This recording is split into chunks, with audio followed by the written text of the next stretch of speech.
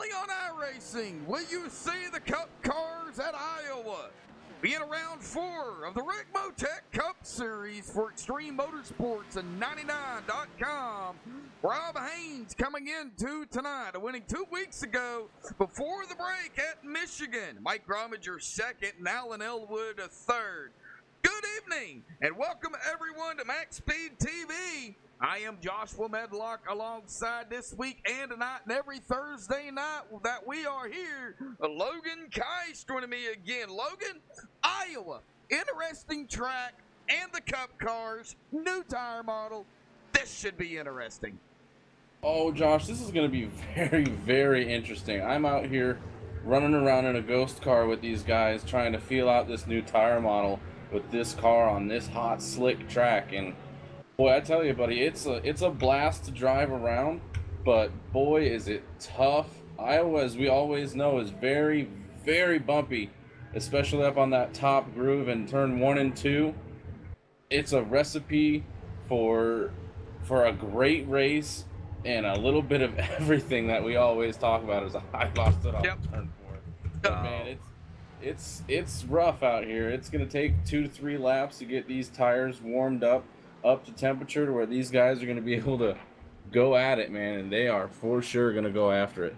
Oh, I am sure. Now, last time we were here at Iowa in Xfinity cars, real NASCAR, they race at Iowa in the Xfinity cars. So, you know, really that was not a change from what we see in real NASCAR.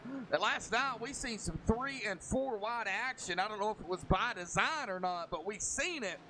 But tonight, with a track temp 111 degrees, it's been fluctuating between 109 and 111. What do you think these guys are going to have to do here early on? As you was talking about it, it's going to take a couple of laps for heat to build up. These guys are going to have to be really, really cautious and have really good throttle control.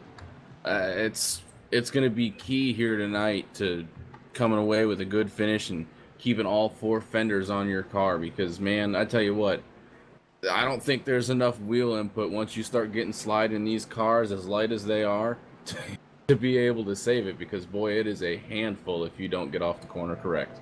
Oh, I am sure it is. Well, we're going to go through the rest of the pre-race analytics here real quick. 170 laps here tonight, 148 and 3/4 miles is how many they're going to be pulling here tonight. Well, let's talk about that tire window. 25 to 35, and that might be pushing it. Oh, absolutely. You know, these tires wear out in a hurry, especially as long of a fuel window as they have, 63 to 65 laps. In less than half of that, these guys are going to be screaming. They're going to be begging for tires. They're going to be, hey, get me some tires, man. This is getting really rough out here. The car's going to get loose. It's going to get tight. It's going to do all sorts of things to these drivers out here tonight. Same thing last night, Logan. It's going to be coming down to the tires. It's, you know, fuel I don't think might play a big role unless we get maybe later on into the race. But them tires, that's going to be a key big factor here tonight for these Cup drivers.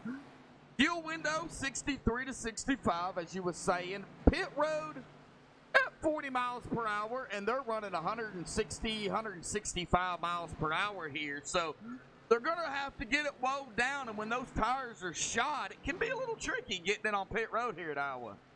Oh, absolutely. It's always tricky anywhere you go. This is one of the, in my opinion, one of the tougher pit roads to get onto, as bumpy as it is, transitioning from that banking down to a completely flat apron. You know, especially with these worn tires, if they don't have their brake bias set up correctly, it's super, super easy to lock up the tires and spin coming down pit road, and it feels like you are crawling coming down pit road at 40 miles per hour compared to out there on the track at 160, 170 plus. Yes, yeah, you know, it is a crawl speed. You might as well just get on all fours and just walk it, because that's what it's like on pit road here. Well, let's get to the point standings coming in tonight after the 2-week break of Thanksgiving. Alan Elwood up front with 133 points, but not by much. He's got Rob Haynes up a spot from 2 weeks ago into second, 133 back. Ed Morse down a spot into third, 123, 7 back. Andrew Mraz in fourth, 119 points, 4 back. Jeffrey Creek in fifth, 111 points, 8 back. And Mike Rominger up 5 spots from 2 weeks ago. He is sitting right now at 108 points and 6, 3 points behind Jeffrey Creek. Coming into tonight, 7th in points is Nick Hunt with 103 points, up a spot from last week. 8th position, we have Garrett D. Grant down 2 spots from last week. Not the run he was looking for, has 94 points. 9th position, we've got John Sterling with 93 points. We have a tie for 10th position at 91 points. Jeremy Clifton up 4 spots from last week, and Chuck Sweeting up from 6 spots from last week. A couple of big movers here. And rounding out your top 12 at 90 points, down 5 spots from last week, we have Tyler Hallman. All right, well, 13th, 14th, 15th, and 16th, I've got them right here. We've got Bryce Senesac up 4 spots, 85 points, 5 back. Blake Griffith, 14th, 83 points, 2 back. And we have a tie for 15th. Alan Fox up 17 points at 79 points, tied with David Weishart with 79 points. Both of these gentlemen 4 points behind Blake Griffith. Now, I'm showing the top 16 because we're still early on in the season.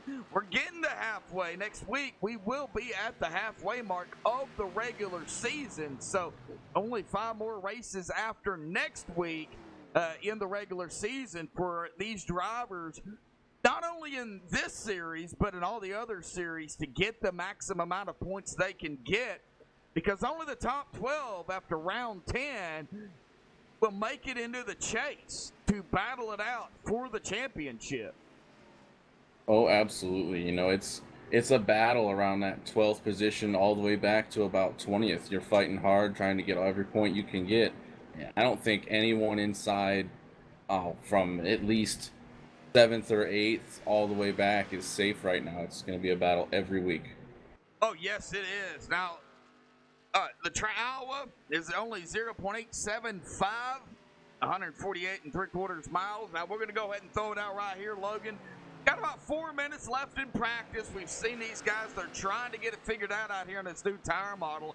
And I'm sure a lot of drivers have had some practice, but I don't. How much have they had is going to be the question, because you're out here practicing, and when you get into racing, as we see the 83 just losing it coming out of 4 onto that trioval, that's it's going to be key as well. And then those tires, once those tires are shot, it's going to get squirrely.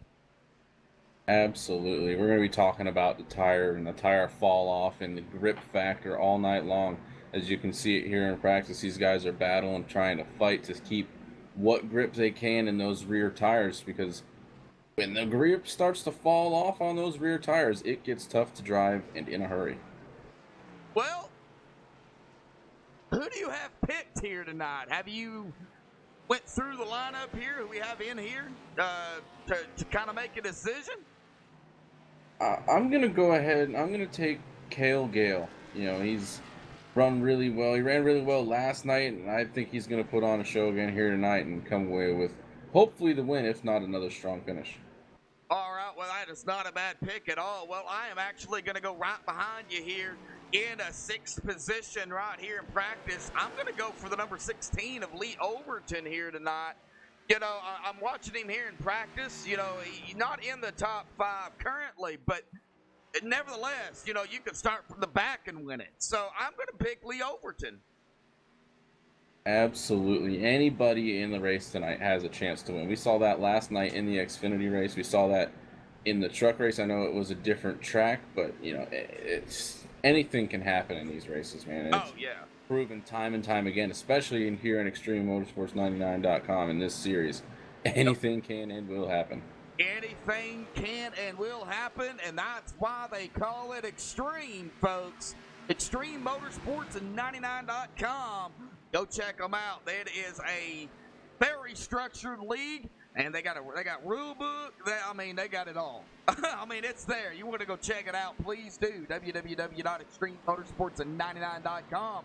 Also, check out the title sponsor, Rick Motec, high performance sim racing equipment.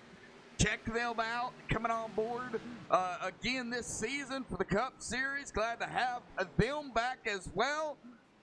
Got to give the shout out where the shout out is due. Well, coming down to about a minute 20 left, Logan. Let's step away, play the national anthem. They'll be into qualifying and then the drivers' meeting.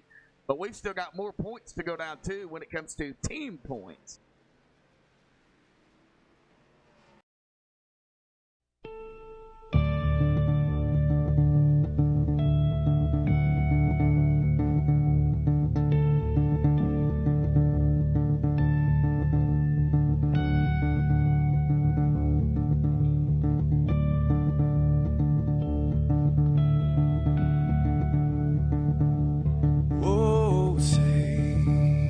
Can you see by the dawn's early light what so proudly we hailed at the twilight's last gleaming, whose broad stripes and bright stars through the perilous fights, oh, the ramparts we watched were so gallant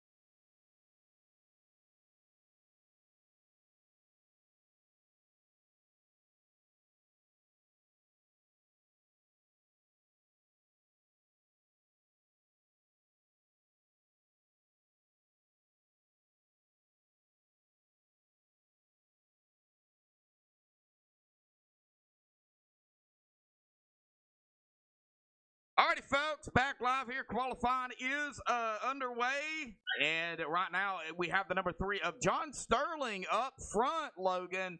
But we still got a lot of drivers out there that are qualifying right now. Alan Elwood and the number 5 being one of them.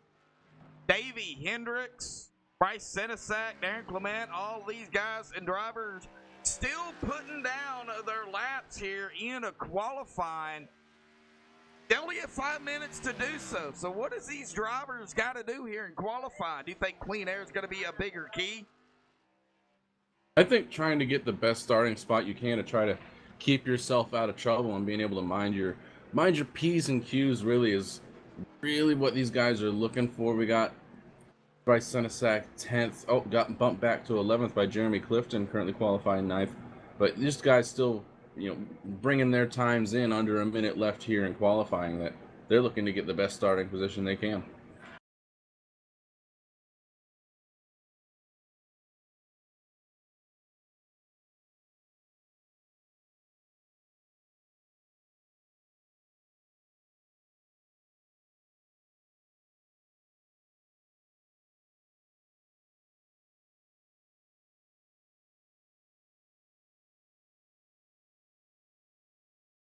Oh, and I was muted there. Virtual Racing Alliance in that top spot, 391 points. Downforce in second, 371.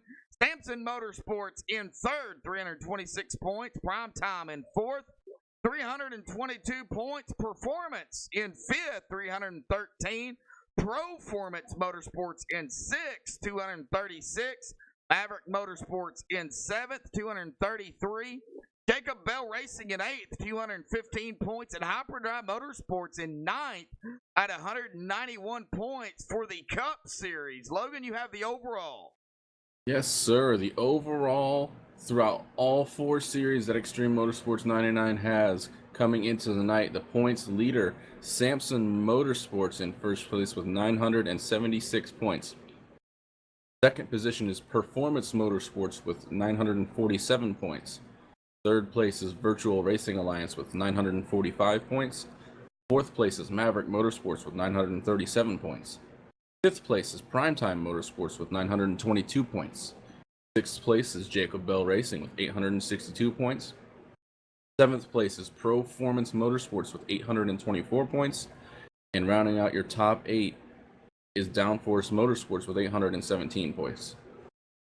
All right, that is the overall team points, and that is how the team champion is decided at the end of round 5 of the chase. You have the 10 races in the regular season and the 5 races in the chase. For everybody that's new out there, Logan, you a racer and a co-commentator, so you kind of know what's going on here.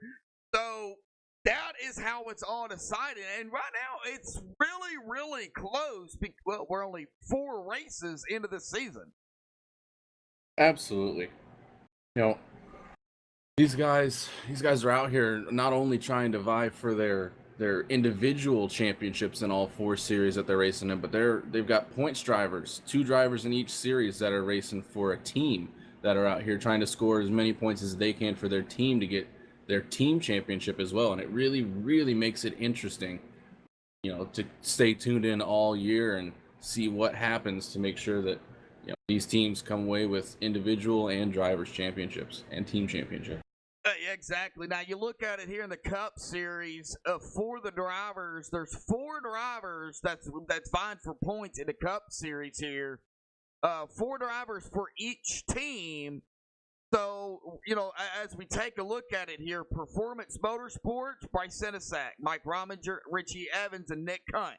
Those 4 drivers are for Performance, going for points. Cody McFadden is their development driver in the Cup Series. Performance Motorsports, Aaron Clement, Dalton Cowden, Gary May, Jeremy Clifton, that's their 4 drivers. Mark Hamlin, their development. Tyler Hallman, this is Samson Motorsports. Tyler Hallman, Bobby Tinch, David Weishart, and Garrett Grant is their 4 points drivers. Chris Seidenfaden, their development.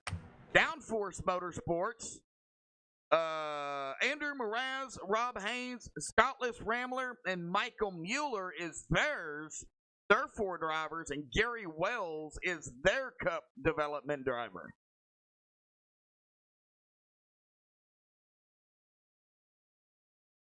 Okay. Oh, excuse me. Maverick Motorsports. You've got Hunter McDaniel, John Sterling, Adam Eisenhower, and Jason Eisenhower, GT third. Primetime, Michael Thwaites, David Elliott, Alan Fox, Ed Morris. They're 4 points drivers, and Garrett Heath is their development. But we get down here to Hopper Drive. Matthew Welzenbach, Justin Gann, L. Bryce Whitson Jr., Tommy Haynes. El Gale is their development driver. Virtual Racing Alliance, Jeffrey Creek, Alan Elwood, Blake Griffith, and Cameron Hearn. They currently do not have a development. At Jacob Bell Racing, you're going to have Ryan Swan, Zach Ogburn, Mason Kane, and Clint Woolbright. Then Jacob Bell is their development driver for the Cup Series. Now, this is the Cup Series drivers and staff, and of course we do have independent drivers out here as well. And even as an independent driver, Logan, they're vying for that championship. Oh, absolutely. Every driver out here, on a team or not, they're out here to try and win a championship, trying to win races and get the best finishes they can. Well, let's look at qualifying here for everybody. John Sterling up front, Scott Rambler in second, Alan Elwood in third, Cameron Hearn fourth, and Cale Gale in that 5th spot. And really them times are really, really close together. Oh, yes, they are. Everybody from 1st to 9th is all in the same 23.0 second bracket. You go from 10th all the way back to 18th. Everyone's in 23.1. 19th all the way back to, let's see here, 29th. They're all in the 23.2s. And that's pretty much everybody out here that's put a qualifying lap in. So really, really tight-knit field. Everybody's running really fast, especially with these warm temperatures. The track's cooled down a little bit. It's actually 106 degrees as we're speaking, but it's still hot and slick nonetheless. So good job from all these drivers. Yes, it is. Now talk about Iowa as the track in general. It is a short track, so short track racing. These guys are going to be pretty close together here tonight, unless they get spread out. You're gonna have to watch lap traffic, especially on older tires. You think these guys are going to have to, as I was talking about it last night, think there is going to have to be some give and take here tonight? Oh, there's give and take everywhere. You go. You have to be able to give when you can give to a guy behind you, and be able to take when somebody's giving it to you. In relation to how fast you're going compared to the guy behind you, and really your situational awareness. It's really, really tough, but I know these guys out here are real hard-nosed drivers. They know what to do. They'll figure it out. All right, keys to victory, and I've only really got one: patience. Got to have patience. Patience and being up front for me. It's gonna be tough out here for everybody. So, being patient like you talked about, and making sure that you stay up towards the front, because track position is going to be huge out here tonight, Josh. I can tell you right now. Track position is going to be a major factor. Yep. Well, we seen last night, Logan, that, being up front was where you wanted to be. But just because you were up front and leading the race, the slightest mistake could cost you the race. Absolutely. Being up front is certainly one of the safest places to be, if not the safest, but you still have to pay attention when you're driving around lap traffic. You got to keep your eyes peeled, rely on your spotter if you have one, to keep an eye out to let you know exactly what's going on around you, because things happen quick here, man. This is a short track. Yeah. It's a really fast track, so it's going to be on the spotters tonight as well to make sure they relay all the information to their drivers. No, DF. It's Logan Kais in the booth with me on Thursday nights. He doesn't help me at all. They are in a drivers' meeting. It looks like they got to go over a few things here this evening. Iowa, located in Iowa. You know, man, I think this is gonna be a good race. I've been actually waiting since that new tire model came out.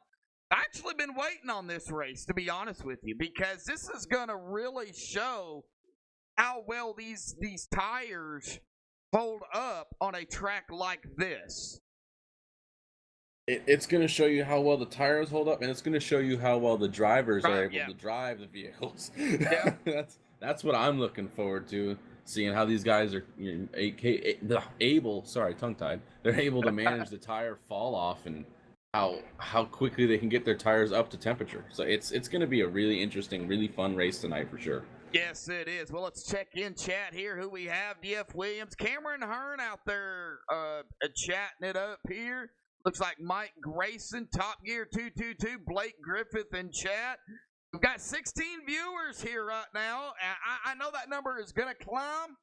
Please share it out there on your social media. Get some more people in here. I want to hit a goal here tonight. We hit that goal. We slaughtered that goal last night on the like button.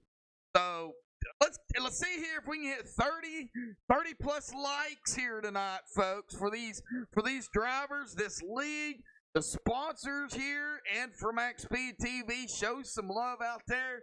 With about 5 minutes left here to go, you know, it looks like they are now going to be getting into their respective rooms here.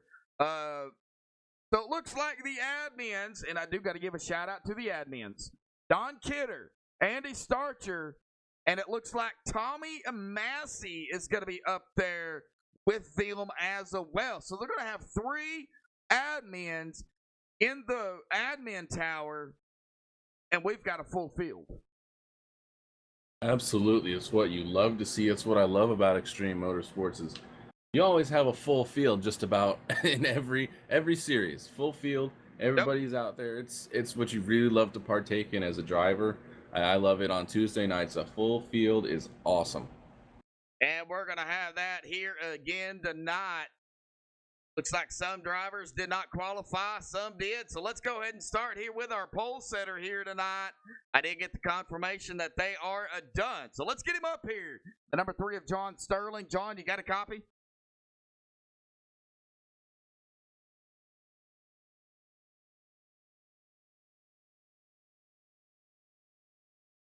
John Sterling. Oh, for one. I'm sure he stepped away for a minute to get ready for the race. I'll let you know when he's ready. All right. Well, let's go ahead and go pick somebody toward the middle of the pack here. Why not? Why not? Let's go with, how about we go with Bobby Tench here real quick. Let me go ahead and get him up here. Bobby, got a copy? Yeah, I got you. Bobby Tench, well, it looks like you're going to be starting 20th here tonight, down middle of the pack here, and it's a stacked field here tonight, man. We've seen it all week long. We've seen it last night, but, man, tonight a little bit different story with the new tire model, buddy. Talk about what's going through your mind. I just trying to keep the car clean. I think I got a good long run. I just don't have that pace to go knock off that quick lap like these guys do. But I got a pretty good Samson Chevrolet here. I think we'll get us a good run up through there. Just need to keep it clean and keep the fenders on it, and I think we got a good long run car here. Well, do you think, you know, what do you think the keys to victory for you are here tonight? Like I say, just keep it clean, keep the right front tire on it now with this new tire model. Just real loose up off the turns. I guess more because you got wheel into it. It's just got to be real easy with the throttle and just got to be smart. Work your way forward. All right, Bobby. Well, we're not going to keep you. We're going to let you get back down to your team down there. Good luck down there, man. We got 170 laps here tonight. All right. You get them going up there. Bud. All right. Well, that was Bobby Tinch. Going to start back here in 20th. I believe John Sterling is back. He poked me back. I told him let me know, and he was ready. All right, well, let's go ahead and get him up here. Pole setter, John, real quick, buddy, congratulations on the pole, man. How's the track and how's the new tire model? Oh, it is slick and loose. Well, 170 laps here tonight, buddy. Talk about what's going through your mind. Oh, I wasn't expecting to get the pole, but I'd always welcome it. I was planning to be a little conservative, but I guess I'm gonna have to kind of defend the spot for a while. See how it plays out in the first few laps. I noticed in practice a lot of people were having issues coming out of the corners, get really, really, really loose. And I mean, I was fighting the wheel all the way up to the wall every corner for about 10 laps or so. But I mean, it's a welcome change. I think what they did in these updates is an improvement compared to what we've been racing.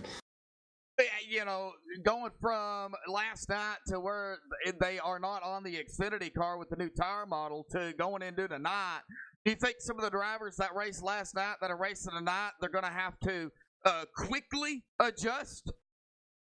I think after about 20 laps or so, it'll probably feel similar to last night, but they're going to be fighting the car towards the beginning run so much, I think they're going to forget what it was like. All right, John. Well, 25 seconds before we get gridded up, man. Good luck down there. It ain't over until the checkered flag, man. Thank you, guys. All right. Well, we got 2 interviews in, Logan. So, a good start. Might be a problem getting interviews in. If they have any cautions. Now, I can't say that they will. I've seen this league go, 1 caution. I've seen this league go no cautions. You just never know what's going to happen. Oh, absolutely. You never know what's going to happen. It's going to be a great race tonight. That's all I can really tell you. Well, all right, let's get them on the grid here tonight, folks. The MaxSpeedTV starting grid. John Sterling grabbing the pole with a 22.999. Wow, lots of 9s in that one. Congratulations to John for getting the pole. Scott Rambler. Boy, I'm getting tongue-tied here. Scott Rambler in second. Just going to be on the outside of him. Alan Elwood third. Cameron Hearn fourth. Cale Gale fifth. Tyler Hallman sixth. David Weishart seventh. David Elliott eighth. Rob Haynes ninth. And Justin Gann starting 10th. Starting 11th tonight, Mason Kane. 12th, your pick, Josh Lee Overton. 13th, Jeremy Clifton. 14th, Jeffrey Creek. 15th, Bryce Senesac. 16th, GT Hawkins. 17th, Mike Rominger. 18th, Alan Fox. 19th, Michael Mueller. And rounding out your top 20, Bobby Tinch. All right, Blake Griffith's going to be starting 21st. Andrew Mraz 22nd. Jay Pryor 23rd. Garrett D. Grant 24th. Richie Evans 25th. Brett Cool 26th. Ed Morris 27th. Nick Hunt 28th. Davey Hendricks 29th. And Michael Thwaites going to be starting 30th.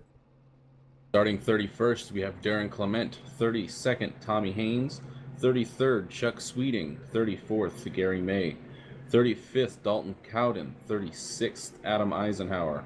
37th, Zach Ogburn. 38th, Matthew Welzenbach. 39th, starting shotgun on the field tonight is going to be Clint Woolbright. Your admins, as Josh has already let you know, is Tommy E. Massey, Andy Starcher, and Don Kidder. All right, yeah, when they don't qualify, it doesn't line them up properly. So we just kind of go thumbing through the last lineup there. So, but everybody knows the lineup, and they're currently still on a pit road. They're trying to wait for everybody to grid, and I think everybody gridded. Everybody gridded, Logan. Yes, sir. It's going to be a very, very interesting start to this race. We're going to have 2 pace laps as this track is under a mile. They pull off of pit road. Everybody gridding up is going to make this a very, very interesting start.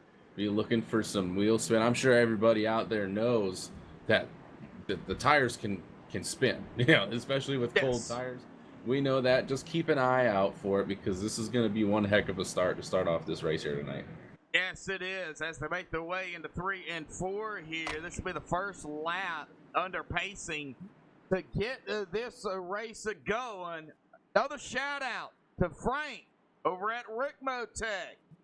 Thank you for coming on board again this season for Extreme Motorsports and 99.com. You know, I have checked out some of the stuff that Rick Motec has as they go down to one lap here, and man, it looks like that stuff, that equipment that Rick Motec does is just like the top of the line. It looks like they really care about their customers. Absolutely. Frank Rico and everybody over there at Rick Motec really have top-notch, top-of-the-line equipment. Be sure to stop in over there at rickmotec.com and take a look and pick up anything that you might be needing. All right, I posted it there in the chat. Yeah. Everybody may have to copy and paste it there, but to make their way into turn number 3, John Sterling going to be on the inside, the 57 to the outside. That pace car going to be diving off here to the safety of pit road, and John Sterling. Pace car is off. John in control of the field. He is on the loud pedal. Guess what? Boogity, boogity, boogity! We're racing here for round 4 of the Rick Motec Cup Series at Iowa. Racing for sure. Scott Ramler to the inside of John Sterling, making a move. Wants to lead the first lap. They're side by side coming into turn 3. Scott Ramler dives it in. He takes the lead away from the 3 of John Sterling. What's he going to have coming off of turn 4? Crossover as Scott Ramler leads the first lap here tonight at Iowa. First lap down, 169 more to go. Yes, sir. A long race out here tonight. Looking to get kind of single file. This track is multiple grooves. Anything can and will happen. There is tons of room to race here at Iowa. Very bumpy. These guys are 2x2 battling for the 5th position right now. But man, oh man, what a way to start the race. David Weishart, Tyler Hallman, David Elliott in the mix. We're too wide behind them. Well, we were too wide there for a second. Justin Gann and Mason Kane. Well, here comes Rob Haynes looking to the inside. And these guys, Logan, they have got to be careful. Yes, they do. They got to be careful. They're currently on lap 4. They're currently running lap 4. Tires are starting to heat up. They're going to start to be able to make some more moves. That's why you saw the first couple laps there. Everybody pretty much got single file, trying to get as much heat into their tires as they can to be able to come out here and race it up as they're starting to do right now. All right, well, side by side back here in the back, GT Hawkins and Bryce Senesac. Bryce to the inside of GT. Bryce going to go into 13th. Michael Mueller coming up. Andrew Mirage coming up from 22nd to 17th. Michael Mueller coming from 19th to 16th. Couple of spots, but now we're getting into the lap 6 to the mid laps here, and as we talked about that tire run, 25 to 30 might be pushing it. Man, I don't know. I've not raced them, so I don't know how it really feels, Logan. Oh, it's the track temperature right now. Track number 103. It's starting to cool off, so there's going to be a little more grip out here, but you know, these guys, I haven't raced in a pack. I couldn't really tell you if there's any aero push when there's no downforce, no air on that front end. But man, it's tough to drive, but these guys are doing one heck of a job right now, keeping it straight and keeping it green. I think early on, Logan, and the Cup Series is of the oval side the highest series. And this is the pros right here. These are the guys that know how to drive. The only way to get into the Cup Series is to be recruited within the league into the Cup. So somebody has to put in a good word, and you got to be recruited and get into it. I think these guys know that patience, taking care of your car, everything to do with the track, the tires, they know coming into this race that's going to be key. Absolutely. You know, these guys are out here doing a great job keeping their cars out of the wall, keeping their cars out of each other. They really goes to show you what these guys are capable of doing. As it looks like they're going 3 wide around Jeremy Clifton. They thought about it, but you know, it just goes to show you This Cup Series up here in ExtremeMotorsports99.com, these guys are the real deal. Yes, it is. You know, we talk about them week in and week out. We're here week in and week out, unless we're off. You know, they have a structure here. You do not see that structure anywhere. You know, that's what makes a league. As we're looking here at the 114 of GT Hawkins to the inside of, I believe that is the 28 of Jeremy Clifton. They're still side by side, battling back here for 12. And right behind them, battles going on as well. Andrew Mirage in the 31, coming up on the 27 of Michael Mueller. We got some battles going on, but I think the tires are starting to get a little bit on that, I would say, loose side. As we get back up here to GT and company, I think they're starting to fill these tires already. Oh, absolutely. You know, they're 13 laps into their first run. The goodie, as I like to call it, is starting to wear off on these guys a little bit. They're gonna start noticing some change in the way the car drives. They're not gonna have quite as much grip. It could tighten up. It could loosen up on them. I didn't run a long run out here tonight, so I couldn't really tell you, but the car is certainly not going to drive the way these guys are looking for it to drive, especially later on in these runs. All right, well, as I go on the right front here of the 31 of Andy Mirage, you can see just how close to the wall he gets. And talking about the lanes here, Andrew currently running up into that third lane, and a smack in the wall is going to have some right front damage. We caught that live here on MaxSpeedTV. Keeps it straight, though. And that is the thing. That's the thing about these drivers, Logan. They can smack the wall, but they keep it straight. Absolutely. You know, these guys do a great job having situational awareness, good car control. It's one of the things you really see up here in this Cup Series. These much more experienced drivers. It's rough, especially when you hit the wall like that. But Yep. Here at Iowa, bodywork doesn't really matter. It's not really an aero-dependent track. So, Andrew, I'm sure he hit the wall, but he'll be fine. He'll be out there. He'll go make up whatever spots he lost in doing that. Yeah, you don't really have to have, you know, the aerodynamics here at Iowa. It's not about the aero, you know, because you're not drafting, you know, you're not pushing somebody. But you really do have to take care of your car, as we on Garrett E. Grant here in the 24 to the outside. The 12 of Thwaite's going to get around him for 26. Got a lot of company, though, around him. The 87 of Zach Ogburn, the 4 Brent Cool, Nick Hunt right behind him as well. And Gary May. Gary May, the 17 of Tommy Haynes, Darren Clement. Well, we got a gaggle of cars back here toward the back. Yes, we do. We got gaggles of cars towards the back, in the middle. The only place there isn't really any grouping is up front inside that top 10. These guys are starting to get really strung out up here, especially in the top 5. They're doing a good job of keeping their fenders clean. Everybody is. Yes, they are. 19 of 170 here. And God, he's still up front.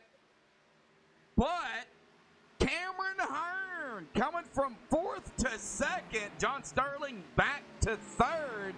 Don has got company with the 83 of Cale Gale to the inside of that number 3 onto the backstretch. You're not going to be able to make the pass coming into turn 3. Still side by side coming out of 4. Cale Gale. John Sterling. Who is going to hold it here to the line? That is going to be John Sterling. I think it's the product of the tires. Mason Kane coming from 11th to 5th. He is all over the back bumper of the 83 of Cale Gale. Yes, sir. Business starting to pick up in the front as well. Jeffrey Creek catching up to the back of Cameron Hearn, who's all over the rear of your leader, Scott Ramler. Tires definitely starting to fall off, as you can see it as these guys start to close back up on one another. You can really tell who was really out there giving it all she's got, and guys that are out here really trying to save tires and waiting for pass for the lead, baby. Yeah, battle for the lead. Oh, Cameron Hearn not gonna be able to do it. I think he lost a little bit of momentum trying to do that. Oh, he dove it in there real deep, trying to trying to look for a dirt track move, the slide job. Yeah, everybody heard Dale Jr. screaming slide job. That's what he was looking to do. That's what Yep. Cameron was looking to do there. Didn't quite execute, but he did a good job keeping it out of the leader as well. Well, John Sterling, Cale Gale doing battle yet again for third place. The 83 to the inside, the 3 on the outside. The 3 just gets that run on that outside line and is able to hold on to the 83 there. But it looks like right now Cale Gale is going to be able to complete that pass on that 3 to go into third. And I think Cale down there is thinking, finally. Oh, absolutely. All that was doing is wearing out those right side tires on the 83. John Sterling did a good job keeping it to the outside, trying to do all he could to wear his tires out because he knows later on in the run that's just going to help him close back up to the 83 of Cale Gale. Keep an eye on pit road, Logan, because I know the fuel, is 63 to 65. Tires 25 to 30. We're really in that tire window right now. I'm sure these guys are screaming, hey, I need something to happen here because I need tires. But that's what you bank on. Absolutely. I'll keep an eye on pit road. I got a camera set up looking directly at pit entrance. So I'll tell you, as soon as somebody dives off and comes down pit road, you will know. I'll let you know.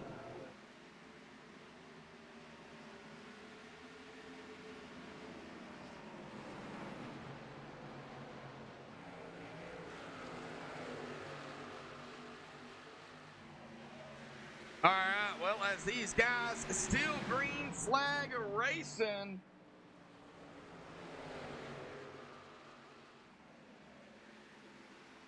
These guys are awesome. We're 2 wide back here at around Brent Cool. We're being joined by the owner. 3 wide back here. I knew it was going to happen. 3 wide at Iowa. We're being joined by Rick Donathan. Rick, awesome racing early on by the Cup Series drivers here, man. This is outstanding. I tell you what, these guys are definitely getting it done here tonight. But I tell you, one of the big things I'm seeing already right off the bat, 30 laps into this thing here tonight, these guys are definitely respecting the track. They're respecting the car. They're respecting the drivers around them here tonight. They know the car's a little loose. They're not so comfortable with this car.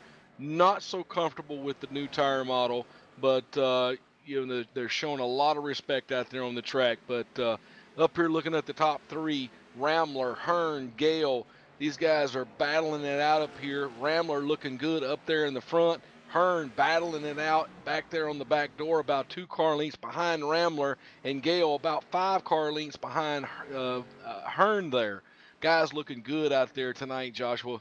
Yes, they are, Rick. You got a battle going on here. Mason Kane and John Sterling going to do battle here for 4th place. And if you was down there, Rick, with the new tire model in the Cup Series here at Iowa, would you be screaming with the tires right about now? Wanting some tires? Man, I tell you right now, if I was out there on the track, first and foremost, let me just begin by saying this. It's been a long time since I've been in the Cup car, just with everything that we've got going on here under the umbrella of ExtremeMotorsports99.com. So I'm just going to take a wild guess here and just tell you what I think I would do.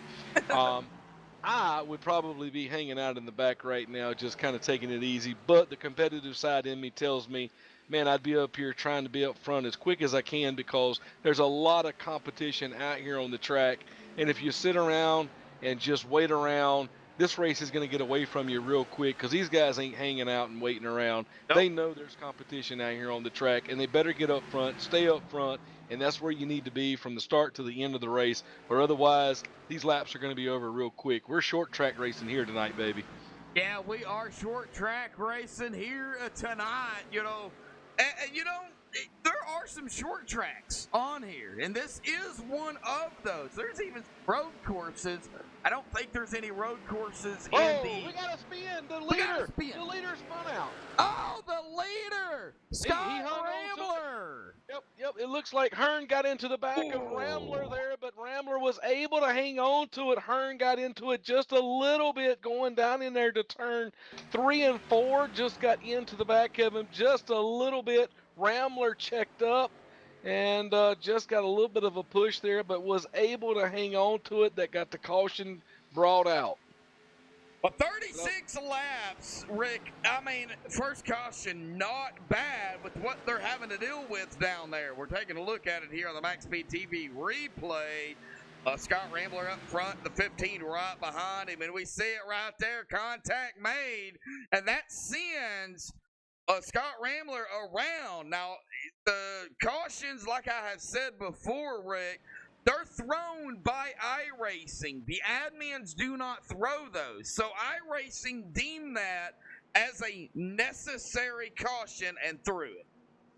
Absolutely, yes. Our admins do not throw the caution, and I tell you that just that little caution there, it came out. Hearn getting into the back of Rambler. That's going to put Cale Gale up there into the lead here. So definitely a new leader here tonight. All right. Well, looks like the 15 having to back up, try to figure out his pit stall there. That is going to cost the 15 of Cameron Hearn on pit road. You have got to be on cue on pit road. Yes, definitely. you do. Yeah, that's right. Tell them a little bit about pit road, Logan. I know you done your homework on pit road. Oh man, pit road here at Iowa, it's very, very tough, especially in those first 10, 11 pit boxes where you're coming around basically in turn one. It's really tough. As you saw Cameron Hearn missing his pit box there a little bit. It's tough to get right in the middle of that pit box, especially coming from 160, 170 miles an hour down to what seems like crawling at 40 miles an hour, man. It's tough to keep it below 40 miles an hour to not get a speeding penalty and then get it woed down to keep it from locking up in these concrete, appears to be concrete pit boxes. It's a transition, and it's definitely tough to get it woed down and stopped right smack in the middle of that pit box. Oh yeah, absolutely. I tell you, especially with Logan, the adrenaline that's going to be running through the man's vein going down that pit road there, knowing that the timing has got to be perfect coming down pit road, getting into that box just right, getting that car settled in just right, and knowing that if you're off to the left a little bit, off to the right a little bit, that timing is so crucial. Absolutely. It's one of those things, as a driver, I make sure I go and I practice it during the week to make sure I don't have any miscues or anything. So I'm sure these guys do it as well. It's a very, very important part of your race. Absolutely. Well, I tell you what, Joshua, tonight, Yes, sir. I know Katie is not up in the booth here with us tonight, but I do see her out there in chat land there with the fans joining us here tonight. Now, we do have a goal here to achieve that I mentioned last night. We're definitely wanting to get 30 likes here tonight with the Cup Series, so if folks out there could help us, and just so that way we are clear, and I believe somebody out there, Miss Pat, helped us out just a few minutes ago. These likes are for the drivers. It's not for me. It's not for Extreme. It lets these drivers know that you guys are tuning in. You're liking what you see. These guys go back. They look at these. They look at the viewership. They see the likes out there. Man, that means so much to them to see you guys tuning in week to week, liking them, hitting that like button there. It means so much to them. And when we have our post meetings here, I go in here to the drivers' meetings. I let these guys know what you guys are saying over here into the chat land. And I know that there's some that's actually going back, watching the replay, looking at some of the comments that you guys are saying. So, hey, when you folks out there are commenting about these drivers out here, trust me, they're going back and they're definitely looking at those comments and putting smiles on people's faces over here, making them feel warm and fuzzy on the inside, making them feel good about what they're doing over here. So make sure to hit them like buttons and root for your favorite drivers. So definitely, hey, Joshua, we got to do some shout outs out here. Katie Yeah. tuning in with us out there. Pat tuning in with us. Got Carlo Macy tuning in. I see Donnie Lee just chimed in here with us. Got to give a big shout out there to him. Taking a look through here. Mark Hamlin joining in with us here tonight.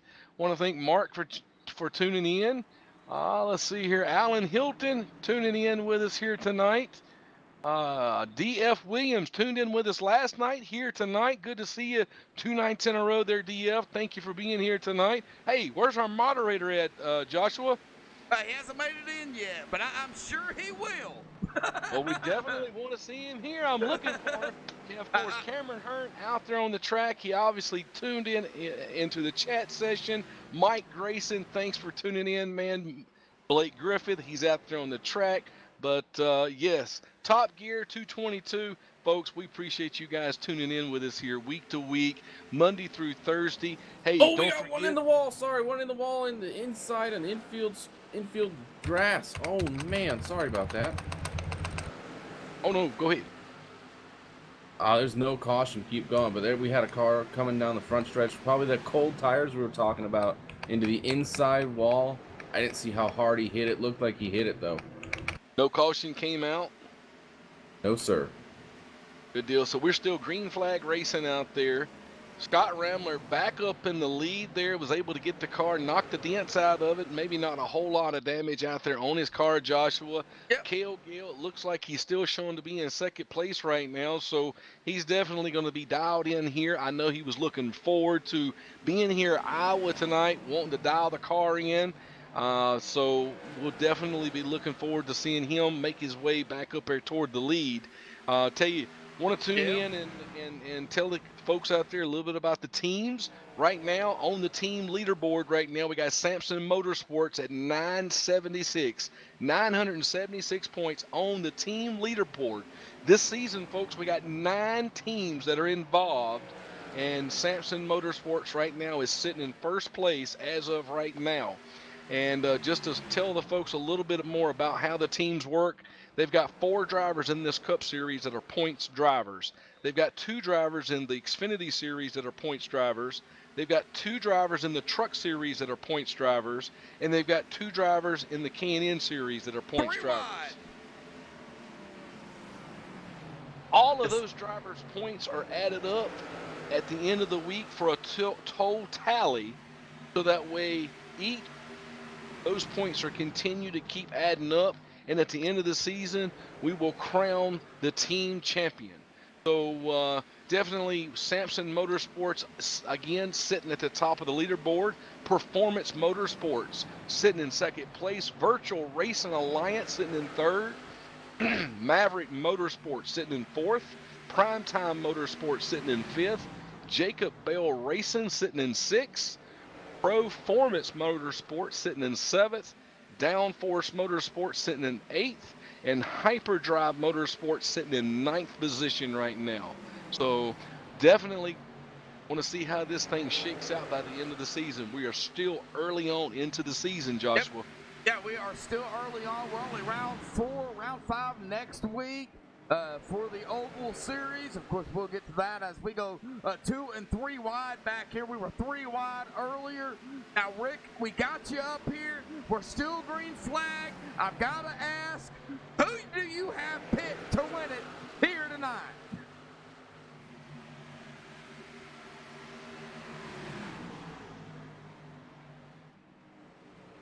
And he's not talking.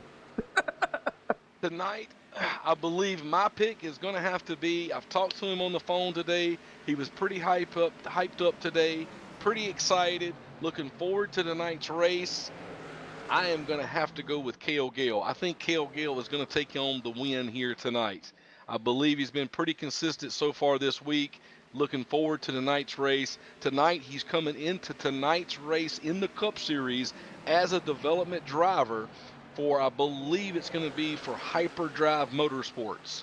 I believe he's coming in and as a development driver, and it gives him an opportunity to show the team owner that he is capable of driving a Cup car, and I believe he may end up taking a win home with him tonight. Joshua, Yeah. that's my pick. Okay, Kel Gale, you're picking, and you are correct. He is a development driver for Hyperdrive Motorsports. I'm looking at it right here on Google Docs.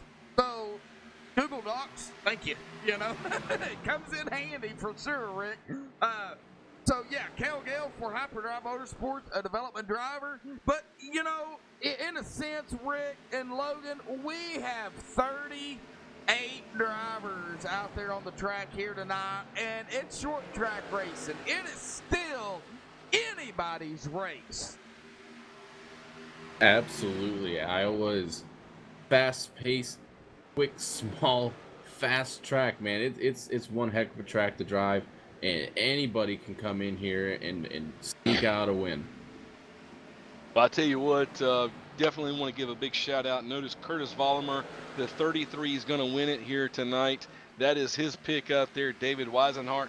Weisenhart took home the win last night in the Xfinity Series. Done a wonderful job out there with a fantastic, took home a win last night with Samson Motorsports. So, of course, Curtis Vollmer, the owner of Samson Motorsports, that is the man right there that's sitting in the lead as the team leader with the lead with the team with the team championship points right now is Curtis Vollmer out there in the lead. So he's definitely rooting for his guy out there tonight to take home this win. Yeah, and you know, we have a mixture out here. You talk about the 9 teams that are out here. Now, I know we're still early on in this season, Rick, and these guys are just still proving yet again on this great green flag run that they have had here. 19 or so laps into this run. Tires starting to cause a problem here for these guys. Well, I say that, but these guys know how to handle it, Rick. You know, it may be a problem, so to speak, but they know how to control it. But 9 teams this season. We've only got one more spot open for a team, you know, to fill the team positions. Oh, yeah, absolutely. And I tell you, we got one more section available for a team. And I'm going to have to say, and I'm going to go ahead and go out on a limb because she's already explained to me that she's already got drivers lined up, ready to rock and roll. They've got, she's told me at the race shop, they've already got covers laid over the race cars. And they've already got the cars dialed in for the tracks for next season. They've got their drivers lined up. They've actually got their uniforms pressed, ready to go racing for next season.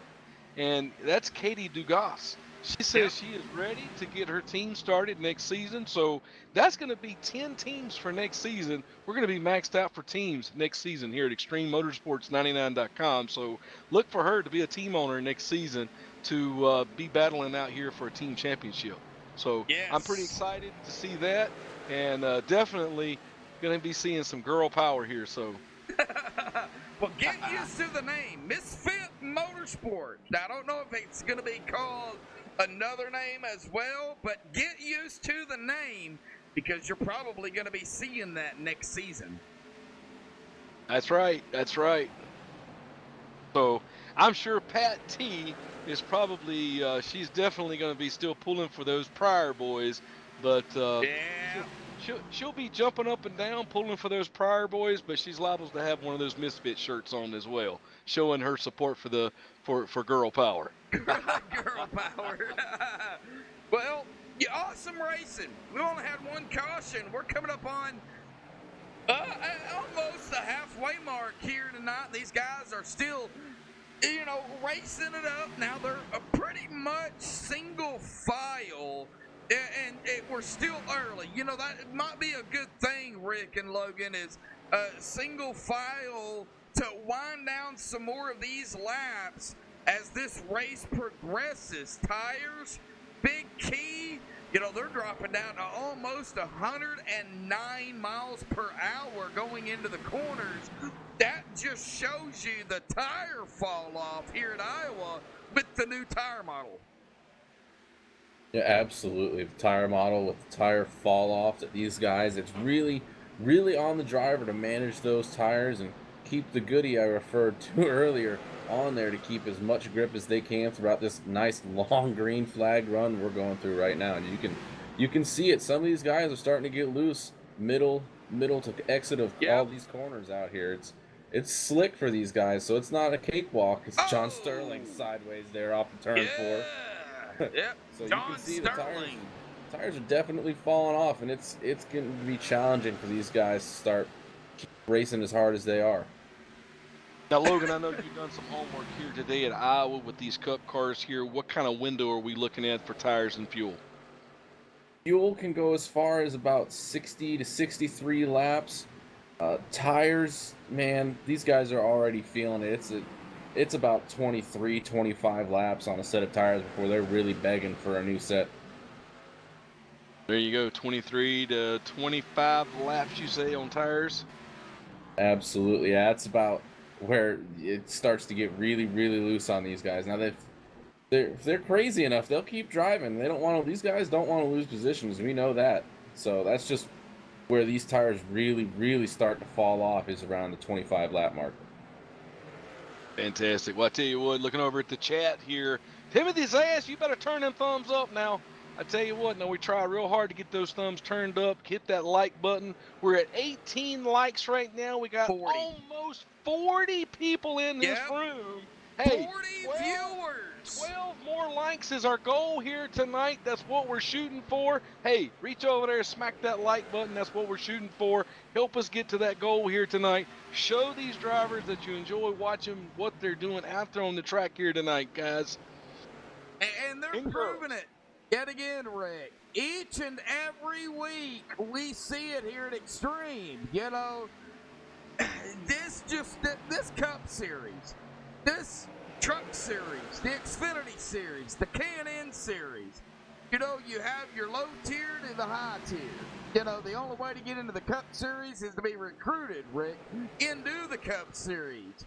I'm not sure on how that all works, but I know you have to be recruited within the league to get into the Cup Series. Can you elaborate a little bit more on that and how that works?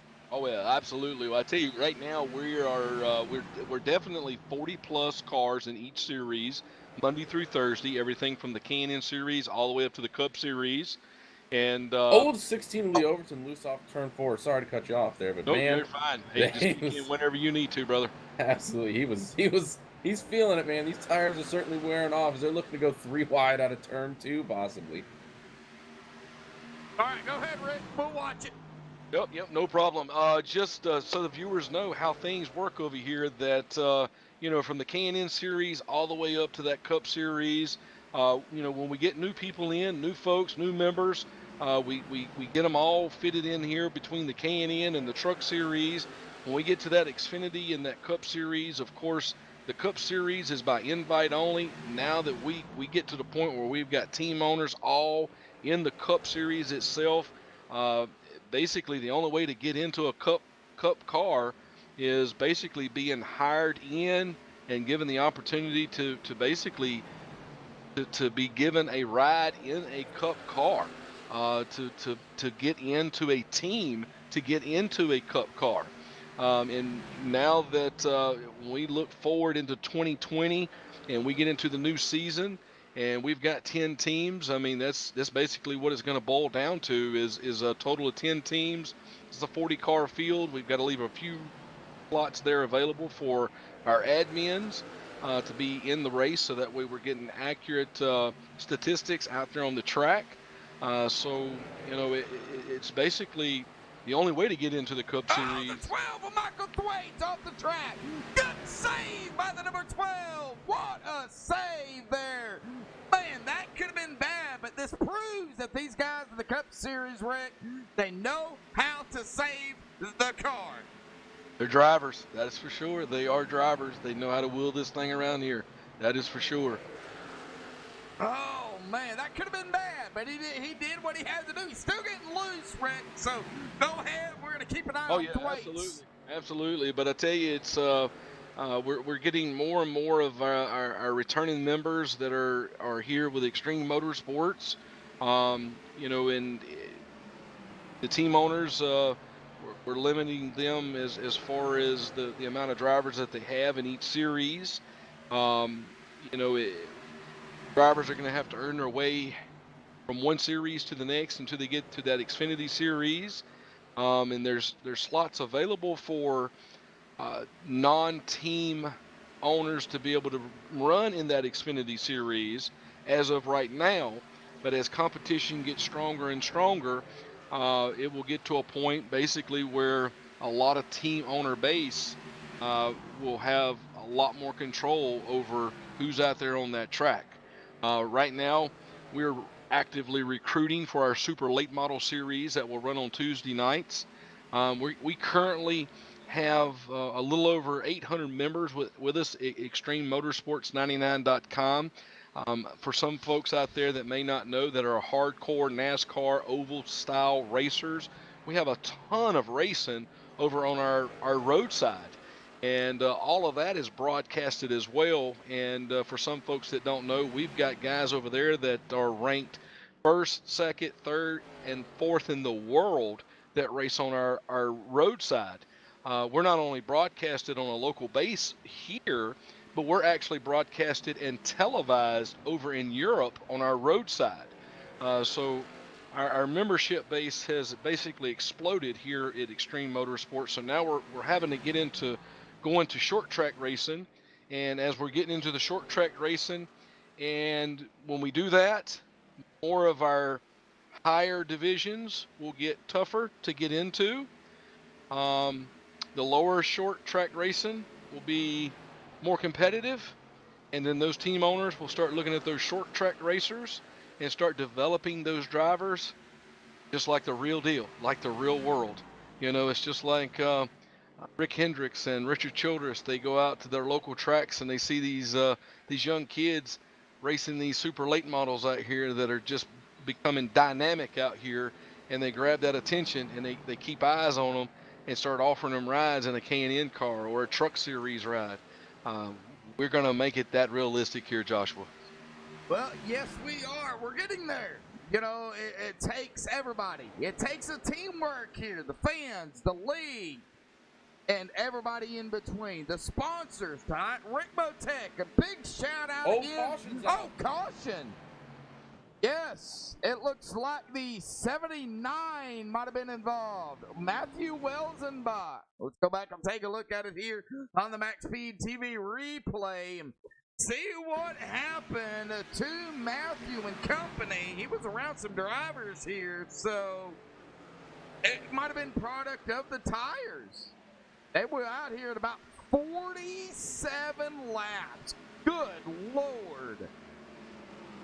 That's a pretty good run on tires, but I tell you, the longer the run on these tires, the better these tires are actually sticking. And I know these drivers love these tires on the longer run. Oh, that might have been some net code or contact.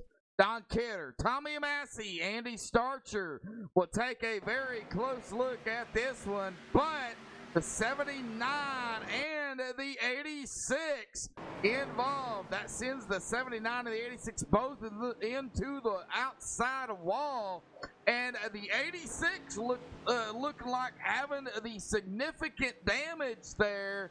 The 79 gonna get some nose damage as well as some rear end damage. Doesn't look like he got the rough end of the stick, but everybody coming down pit road. Yes, sir. Everybody coming down pit road is going to be real important. These guys to stop correct in their pit boxes, not exceed 5 total pit box. Oh, Scott Ramler had to back up here into his pit box. These guys have a 5 pit box total, 2 in the box that they sit in and 2 out, or any combination. You know, they stop in their box, they can take 4 extra boxes on the way out. As you see, a battle off pit road. Cale Gale wins the battle off of pit road. Cale Gale coming out first. Well, that is actually going to upset Scott Ramler because he's been out here, he's led all the laps. Well, guess what? That is not going to happen anymore. It's not going to be a sweep here for Scott Ramler in the laps of lead because Cale Gale forcing his way. And you figuring something out there on pit road. You know what? I think it's time. Go ahead and get him up here. Kale Gale, Joshua in the booth. Buddy, got a copy? I got you, Joshua. How you doing? I'm doing fine. Joined by Rick Donathan and Logan Kais up here. Well, you made it out first on off pit road there. Man, how's the racing out here tonight? Awesome racing by you guys from up here. You guys are keeping it clean for what you have to deal with. Talk about it. Yeah, I think everybody's trying to figure out the new tire and its characteristics, but overall, I think it's going pretty good. It's had 2 great long runs. Got to be exciting for the fans to watch. I feel like we got a pretty good car. I'm a little bit better on the longer run. I think David is really good on the long run too, and obviously Scott. And I'm not sure where Cameron's at right now, but he's really fast too. So we'll see what happens here. Well, you haven't made it to the fuel run because the tires are playing a big role. Do you think, as we wind down these laps, coming to lap 80, well, you're on 87 now, so winding down the last lap, the halfway mark here is what I'm trying to say. Your tires going to be still a big key. Yeah, I think the tire window will still be open if we get a caution within 30 to go. I'm gonna say you're still gonna pit for 4, just because it definitely fires off quicker, and the mid part of the run it stays pretty even, but 20 to 25 laps in, you really gotta start searching for grip, and that's when it makes it interesting. All right, well, Rick, Logan, real quick, do you guys have anything for Kale? Kale, I tell you what, you've got that number 33 behind you, David Weishart, and the 57 Rambler back there. Now, these guys have been pretty strong here today, flexing some big muscles here. Question is you got bigger muscles than those guys out there today? We'll see. Like I said, these guys you can tell they've been practicing a lot on this new tire. Obviously, David won the race last night here, so he's really good. And we'll see. I'm going to give it all I got on this restart right here, see if we can't catch a little clean air and go lead this thing a little bit. All right. Well, I tell you what, I look forward to sharing a glass of champagne with you out there in Victory Lane, because you are my pick here tonight. So don't disappoint me now. Yes, sir. We'll do our best. All right. Good luck, Kale. All right, well, you ain't the only one that picked him. Logan picked him too. So I feel kind of left out here. Logan, it's your turn to get him going. Pace car is off. Kale Gale on the gas, quick and early. Great restart for the number 83 Fanatec machine. Big gap back to second place. Scott Rambler, David Weishart, 2 car lengths back as they start to settle it out behind him. Well, how about we know? Sideways out of turn 2. What a save from Scott Rambler. The 57 saving it. Good save by Scott David Rambler. Weishart sideways, 2 out of turn 4. Yeah. Well, I'm trying to get a crank it up cam in here, guys. Come on. Well, let me answer one big question out there. I know Joe Smo asked a question out there, something about Kale Gale running 3 series out there, and Joe Smo, just so that way you know, tonight Kale Gale is a development driver for Hyperdrive Motorsports, and what a development driver does in a team championship points area. David Weishart into Scott Rambler into turn 1. Moved him up the track. David Weishart takes second place. Rob Haynes to the inside trying to take second away as well. A development driver is allowed to run 4 races in 1 series just to let the team owner know whether he is ready or not ready to run in a specific series. So this is going to be race number 1 of 3 more races that he'll have the opportunity to run in the Cup car. And if the team owner is satisfied with his performance this season, he may have the opportunity to be a full-time driver in the Cup Series next season if the team owner is satisfied with Gale's performance in the Cup car for next season. So that would explain why Kale Gale is running his 3rd time this week here at Extreme Motorsports. Hopefully that answers your question there, Joe Smo. And Joe, just to let you know, we're at 23 likes tonight. Our goal is 30, so we're only 7 away. So, folks, hey, we got 7 more likes, and we're going to be right there at that goal that we're trying to achieve. But while we're doing that, I want to give some shout-outs because we've got some more people that has tuned in here with us here tonight, Joshua. We got, I believe, Joanne Pryor. She has tuned in here with us. Monty Rickard has tuned in here with us. Mr. Girth Brooks. Maybe we can get a song here after the race. Maybe meet him over here at Victory Lane. Sing us a good old song. Obviously, Joe Smo. Justin Garrett tuned in here with us in the chat room. Kyle S. Of course, we appreciate you being here with us as well. So appreciate all of you folks joining here with us here tonight. And like I say, hey, we're at 25. 5 more away, Joshua. 5 more away, and we're only at lap 94. Lap 94. I'm at lap 96 here, but I'm getting it a little bit ahead of you. There Oh, goes. Oh, caution! Caution. Jay Pryor. Oh, not what somebody out there wants to see. Let's take a look at what happened to Jay Pryor here in the number 80. We might get a crank it up cam in here sooner or later.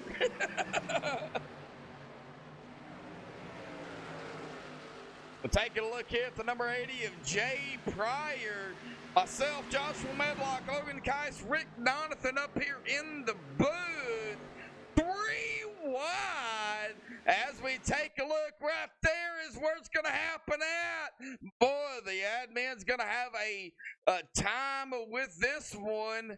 And I keep repeating them, but Andy Starcher, Tommy Massey, and Don Kidder, as we see there, the 80 involved in that. Jay Pryor going to spin it on the front stretch there.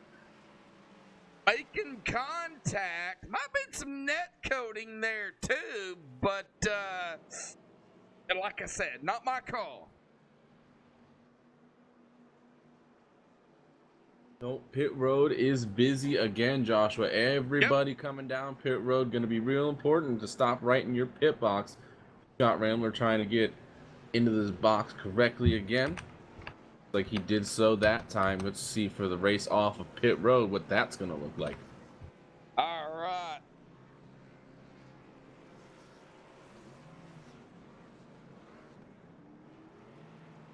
Oh, Rob Haynes winning the battle off of pit road there. Good stop from the 29 of Rob Haynes beating Cale Gale and Scott Rambler off of pit road, taking the lead away.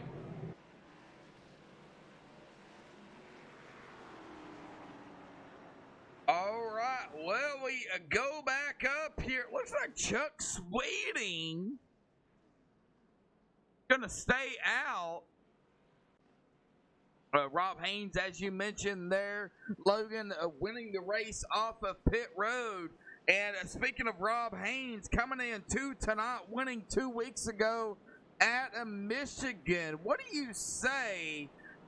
We go ahead and bring Rob Haynes up here from Downforce and let you interview him.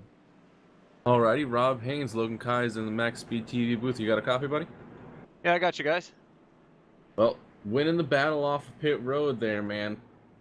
What's it gonna take to keep it up front and possibly pull out another win here tonight, back to back? Man, I'm going to struggle keeping it up front here. This isn't my best track. I don't even know how I ended up here. Some good pit calls there and pit strategy. And there's guys definitely faster than me. So I know this place is hard to pass. I'm going to hold them off as long as I can. But we still got quite a ways to go here. So I'm just going to do the best I can and try and put this 29 machine back up front. Yes, sir. Yeah, what's it feeling like out there for you tonight? What's the tire fall off been like for you?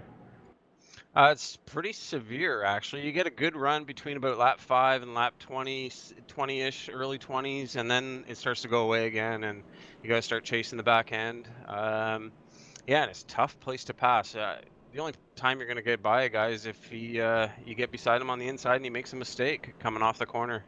I've been lucky. Had a couple guys make a couple mistakes, and I got by them, and man, don't know why I'm sitting here, but I'm sure happy to be here, man. All right, buddy. Well, good job on pit road, and you've done a great job all night so far, keeping your nose clean. Good luck out there, and we'll let you get back to it unless anybody else has anything to add. Well, I do because Rob, you have a spotter down there. Now I know it's the Cup car. You got the new tire model and a really fast car. Does it take a spotter, a live spotter, to do what you guys have to do here in the Cup Series? Yeah, George is doing an incredible job. He keeps me in check and tells me when I'm gaining on guys, when I'm losing, where I'm picking up the most speed in the corners. Yeah, he's so informative, and it's a benefit. Let me tell you, Josh, it's a benefit, and I'm enjoying it right now. This is my first time having a spotter. Well, first league having a spotter, and I love it, man. It's a lot of information to take in, and I'm a data guy, so I like to work with data. So I'll take everything I can get. All right, Rob, well, let's get back to it, man, on the backstretch. Good luck, bud. Thank you. Well, I tell you what, Joshua, I just got to say this, man. Wow. Just wow. Man, I tell you what, we set a goal, 30 likes, and we almost done that right before 100 laps here tonight. And I tell you, these fans over here with ExtremeMotorsports99.com, we have got to get some ExtremeMotorsports99.com merchandise.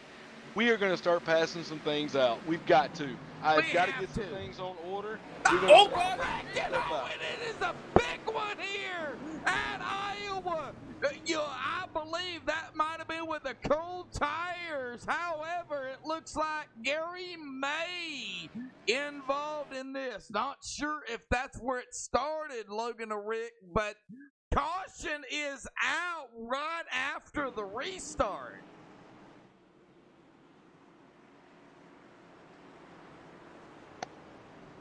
I'm sure the admins are taking a look. Justin Gann looks like he just lost it into turn one.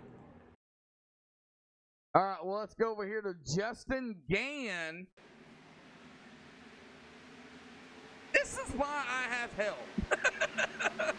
Oh man, that there was definitely the new tire model. That might either have been tire model or a equipment failure. How he went hard into that outside wall coming into turn one. I mean, he just went directly right.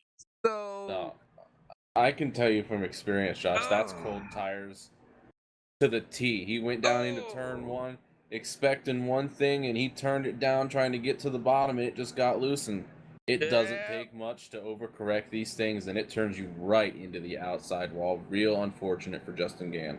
The 34 going to get a piece of it as the 30 spins. And that is where it happened at the 52. Going to get a piece of the action. And then we look at it right here, the 86 net coating the 30. The 86 being Adam Eisenhower, and the 30's engine let go. The 8. Let's see here who the 8 is. Richie Evans. But not what you want to see on a restart. No, not what you want to see, but cautions do have a tendency to breed cautions. We've seen that before in the past. These guys are the best we have to offer out here, so I'm sure it's just a little hiccup. These guys will be fine. They'll get it back green. 45 live viewers here tonight. You guys are outstanding. Appreciated, Rick, Logan. I mean, the fans tuning in, seeing what you guys are doing. Oh my gosh. I tell you, man, it's just it's absolutely remarkable, and you know, the biggest thing is I love it for the guys out here on the track, and you know, it's much appreciated, not only for them but for Extreme itself, the fan base. You know, it's a fantastic relationship to connect those fans with the drivers out here, and you know, fantastic relationship. You know, so definitely love seeing this, love seeing the fan base, uh, gathering more viewers each week as we go. Folks out there, hey, give your friends a call. Say, hey, you got to get over here and check this out. You got to check these guys out. Check this broadcast out. Check this race out. You got to get connected over here. This is a lot of fun.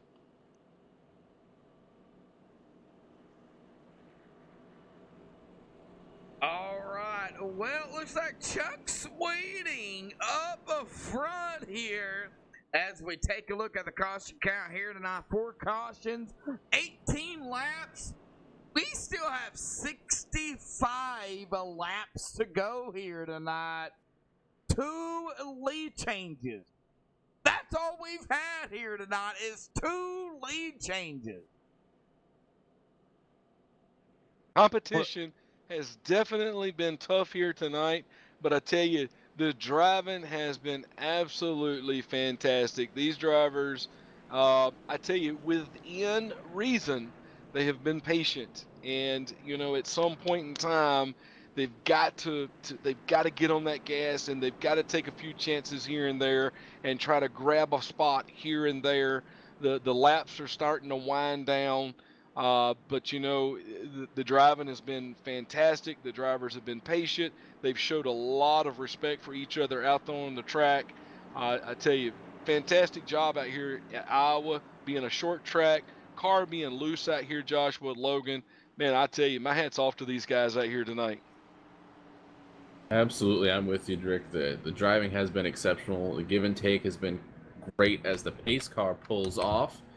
Hands in the field's in the hand of Chuck Sweeting. He's on the gas. He's going. Great restart from the 26 of Chuck Sweeting.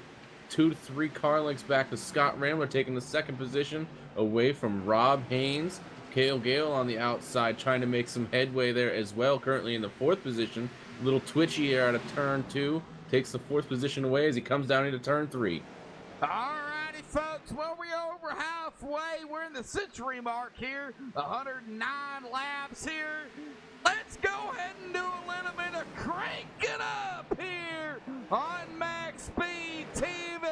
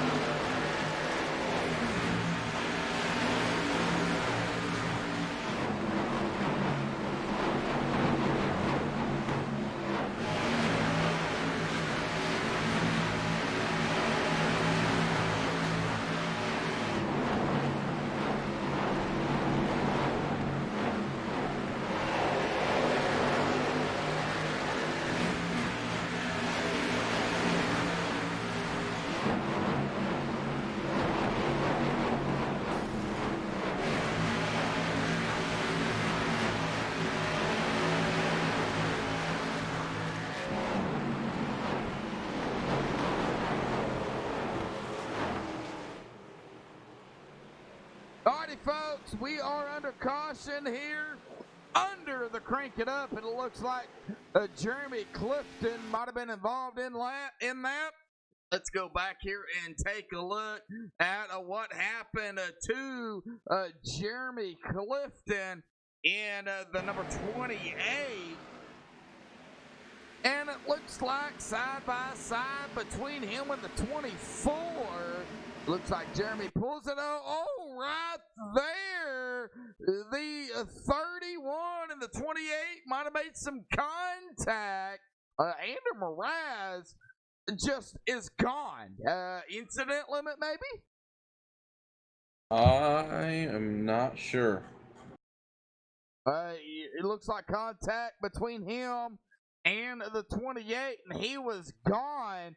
The 28 into the outside wall, tries to save it, and then contact the 79, nowhere to go into the 28. The 28 spins.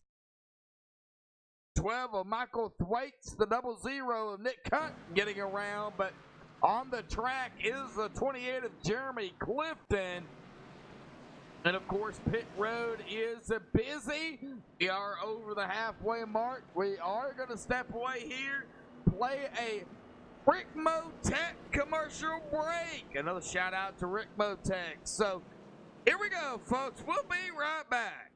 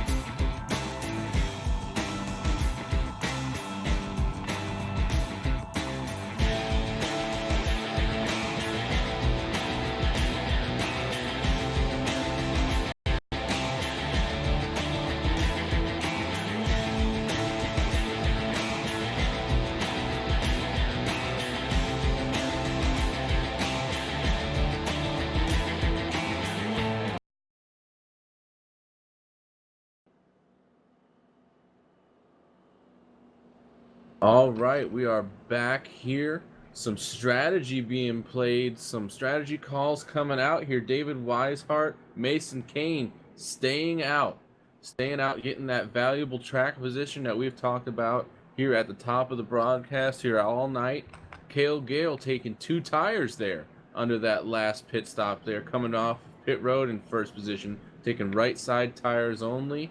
Going to be very, very interesting to see how that 2-tire strategy plays out for Cale, as well as Mason Kane in the 76 and David Weishart in the 33 staying out on old tires.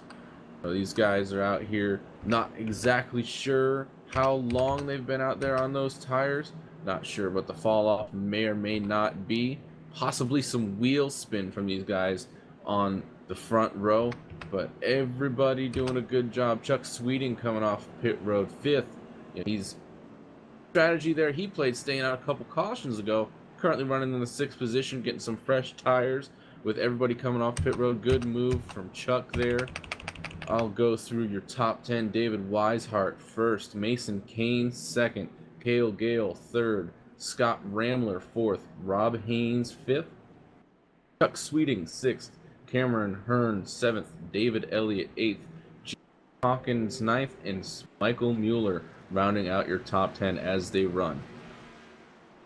All right, well, they get the one to go here. They're going to get the green flag. 120 at lap 120 here of 170. And, you know, short track racing we still have out here on a track. 37 drivers. It is still anybody's race, Logan. They're proving why they're here in the Cup Series. Get them going. Absolutely. Any driver out there on the lead lap has a chance to win the race. Pace car is going to pull off all 4 tires under that race off the racing surface. Field in the hands of David Weishart. He's waiting. He's on the gas, on the loud pedal. David Weishart with a great restart. 3-4 car lengths on those old tires. Mason Kane a 3 wide in turn 1 and 2. 3 wide before the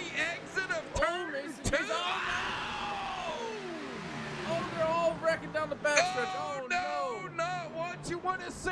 Big wreck here in Iowa.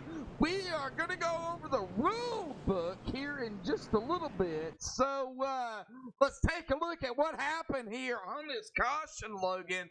And if you can do me a favor, pull up the rule book about 3 wide and changing lanes here at Extreme Motorsports. Yes, sir.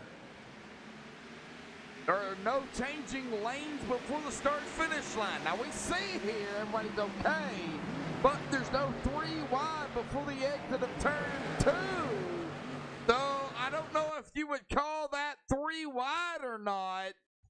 Yeah, it was close because the 24 and the 9, the 17 right there, the 78. Oh! Well, we see the big pile up and the wrecking, the 0-0, the 51, the 87 involved in this incident here, the 9, the 24. Heavy damage coming to a lot of the drivers out of turn number 2.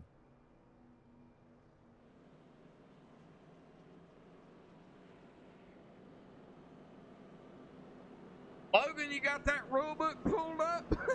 I do. There's a lot of information to go through. I'm trying to find restarts in here right now, but I know for a fact you're correct. There is no 3 wide before the exit of turn 2, and the drivers are not allowed to change lanes before the start finish line. As soon as I find it, I will let you know. All right. Well, I know we're not admins, Logan, so our calls are null and void because we don't make the final call. Andy Starcher, Tommy Massey, Don Kidder are the admins. They are the ones that's going to make the final call on what happened in that caution. All right, it says it right here, sub 3J. There is no lane changing before the start finish line. There is also no 3 wide racing until coming out of turn 2 on the initial start of the race as well as restarts.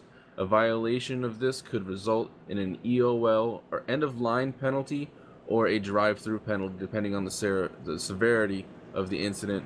Only in the event where a driver is trying to avoid an accident and the driver has to change lanes or go below the apron and does not advance his position, that will be allowed, and that is at the admin's discretion.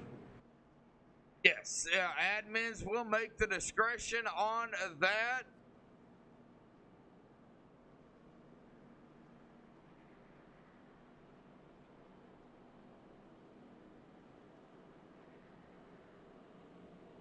All right. Well, I poked one of the admins. We'll see here if I can get an at fault there, just for the viewers' sake.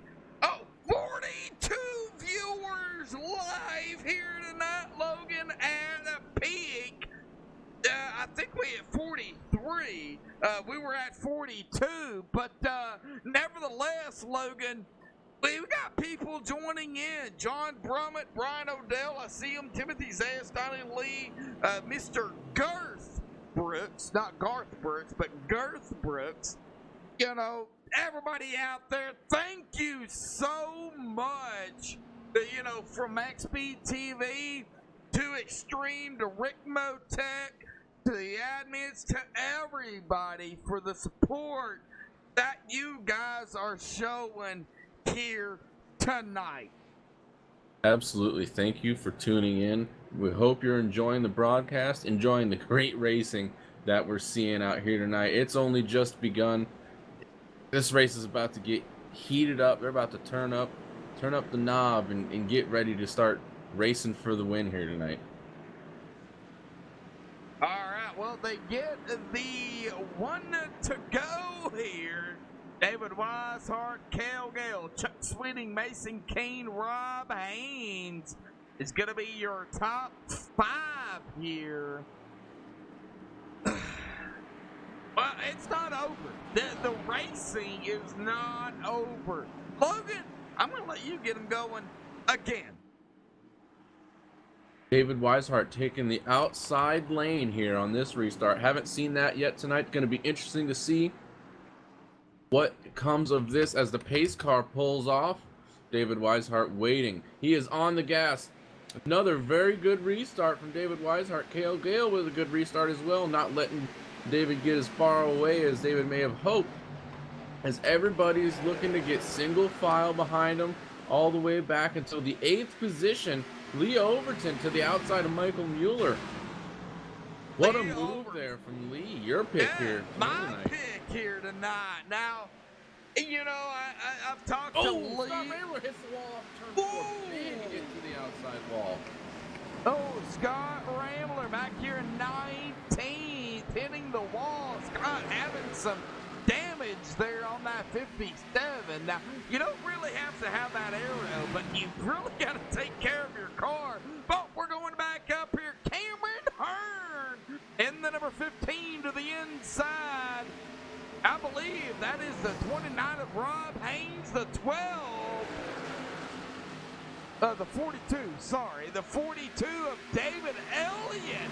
David coming from 8th, late into the race in 5th, coming to lap 129, 170. Cale Gale to the outside of David Weishart. Battle for the lead here, Josh. Cale Gale completing the pass in turn 2. Wow. Cale Gale, your new leader here at Iowa. Well, he made that look easy. He has already led 13 laps. He is back out front. But, you know, coming to 30 laps left here tonight, or 31. They have not completed lap 130. So, 31 laps. The tires are going to be shot before they get to the end of the race. They've been ahead about 14 laps. And, man, you know, in a situation like this, Logan, you know, tires are key. Tires are premium. You know, forget about fuel right now. Those tires is what's probably right now in this situation going to win you the race. Absolutely. We're coming to 39 to go. A little correction there. 39 laps to go. These tires are going to be spent by the time we've heard it from the drivers. The tires are going to be spent by the time they get to about 10 to go if it stays green till the end. So it'll be really, really interesting to see who saves tires, who saves the grip. The track's cooling off a bit. It's at 95 degrees right now as they run. That's got to be helping these guys with grip out here tonight. Yeah, the lower the track temp, Logan, the better. Absolutely. The cooler the track, the more grip there is in the track. It's not as greasy, not as slick. The oil 3 wide. Rob Haynes to the inside. Rob Haynes, Cameron Hearn, and Mason Kane. Now that didn't last but like a split second, but they were 3 wide. Absolutely. But back to what I was talking about, you know, the track's really, really slick and really greasy when it gets heated up like that. All the oil on the track rises up to the surface. When it cools off, doesn't quite rise up as much, kind of settles down, gives these guys a little more grip with that rubber on that nice, hard, not so slick pavement. Yep. Well, this is asphalt. This ain't concrete. We'll get more into the concrete later on in the season. But, oh, the 12! The 32. Who is that? The 52? The 52 of Tyler Hallman. I looked at the number wrong there. Tyler Hallman scraping the wall, losing it there. Does save him, but loses the momentum there on the 12 of Michael Thwaite. That's back here at around 17th, 18th place.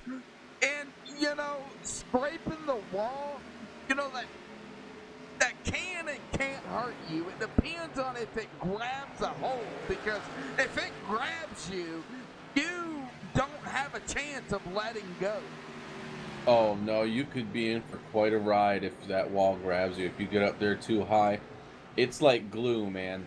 It's hard to get off the wall, and then when it finally lets go of you, you're liable to go ahead and spin when it pulls off that hard. Brian O'Dell in chat. Well, I appreciate you letting me know, but yeah, no. I'm glad you're still here. Are you in chat now, Logan? I am. I can see the chat. Everybody's going on in here. Been real active all night. Yeah, I appreciate appreciate Brian letting me know, but you know. Pull it up on your phone, man. You won't miss a thing. I've got it on my third monitor here as we look at John Sterling to the inside of the 66 of Bobby Tench. This is around here the 13th. Our pole sitter.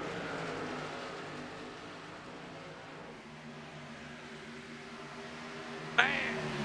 Looks like Scott Rambler starting to creep his way back into the picture there as well. Looking to the outside of Alan Fox in the 73. Yep. He's bounced it off the wall a couple times, spun a couple times. I bet that 57, he is hungry to get back to the front.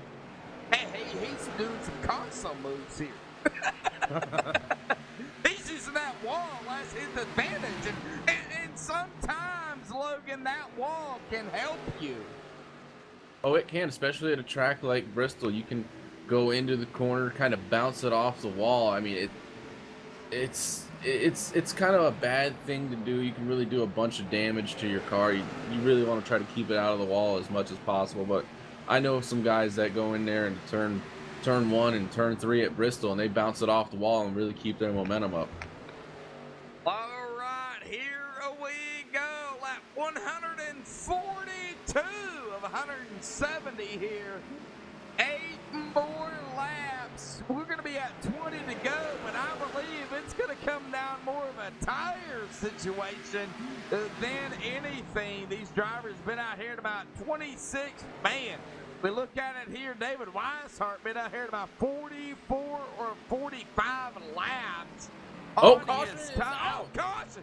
That is definitely going to change things. David Elliott spinning it. We'll take a look at it here on MaxSpeedTV to see what happened to the 42 of David Elliott.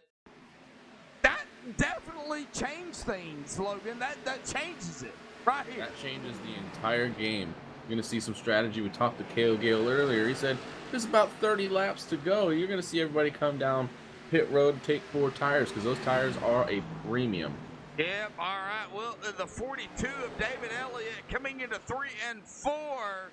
Coming out of 4 looks like he's okay. Oh, that might. And I say that out of respect for the admin's going to take a look at this. Might have been some net coating, not sure. The 76, I think that is on that outside there. However, the 42 going to spin it. The 76 going to get involved. Both of them going to go around. Oh, man. Who made contact with nowhere to go with the 76 of Mason Kane? We'll get a closer look here. We'll go to a chase view here on the 76. We'll see. Oh, the 09. Bryce Senesac. Bryce Senesac. Nowhere to go. Heavy damage.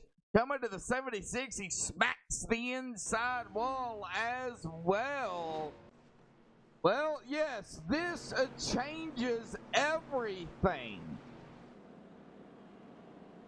Cale Gale winning the battle off pit road here again. Chuck Sweeting second. Cameron Hearn third. Rob Hayes fourth. GT Hawkins fifth. Now I want to let you know, Josh, coming from the admins, they are deeming that incident definitely net code. They said about 2 to 3 feet of net code between those drivers.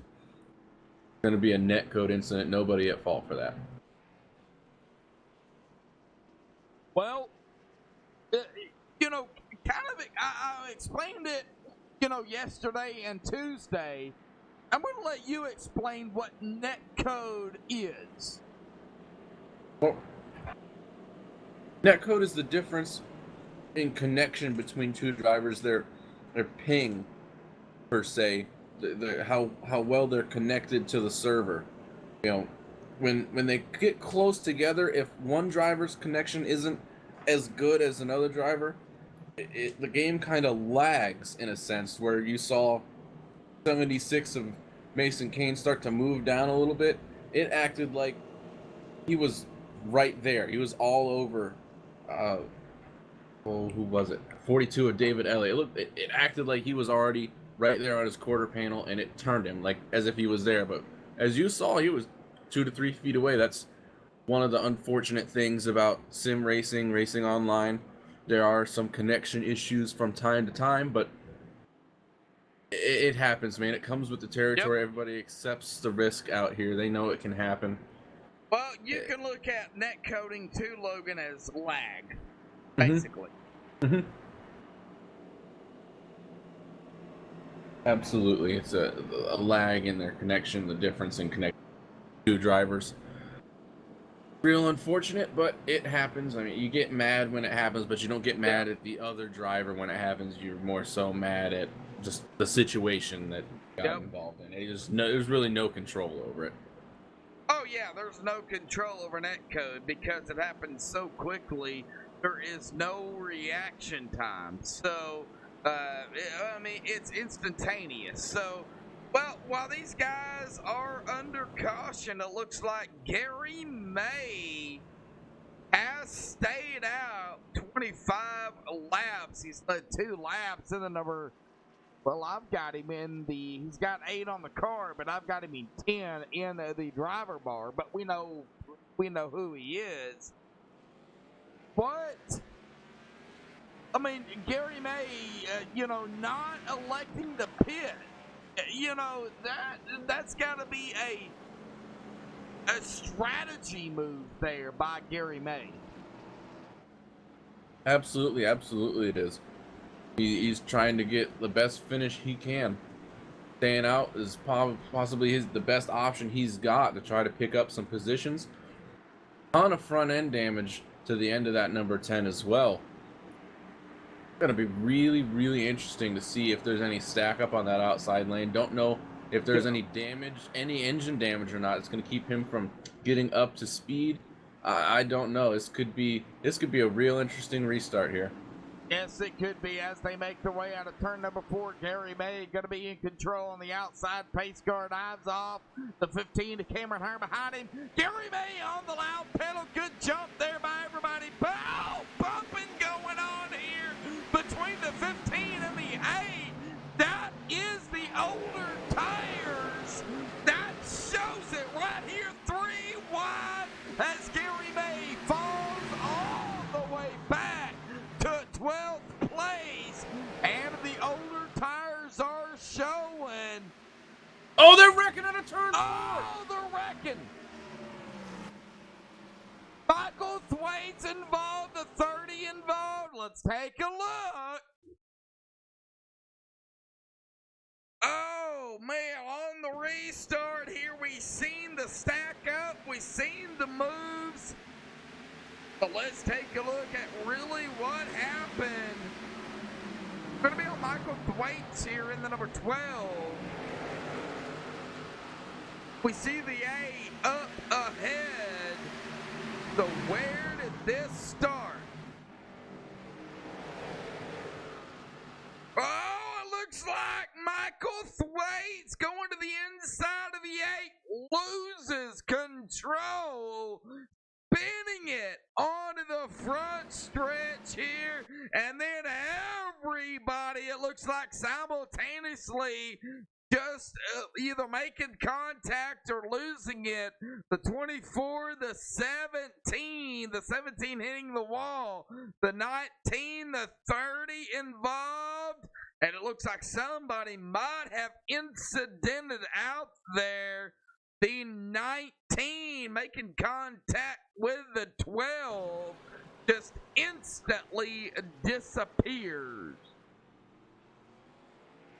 Coming down from Don Kidder, your head admin, they're deeming that caution a self-spin on the 12. They're deeming it a racing incident at this time. All right. Coming down from the boss man himself. Now, Don Kidder is your head admin here tonight. 20 to go here this evening. 20 laps remain here tonight. 20 laps to settle it all. Nobody coming down pit road in at least the top 20. Shows you these guys are out here They're gonna run what they've got. Gale, your leader's staying out. He's trying to keep some heat in his tires. You know, it's we're out here, and this is what looks like these guys have for the end of this race right now. Well, we might be able to get one more interview in before under 10 to go, but I'm trying to find him. Clint Woolbright, I know he's here.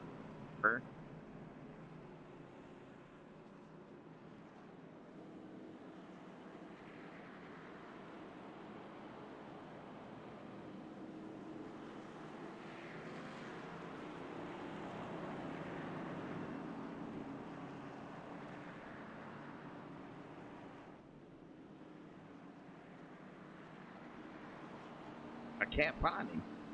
I can't. I don't see him either, Josh. All right. Well, currently sitting back here in the 18th position.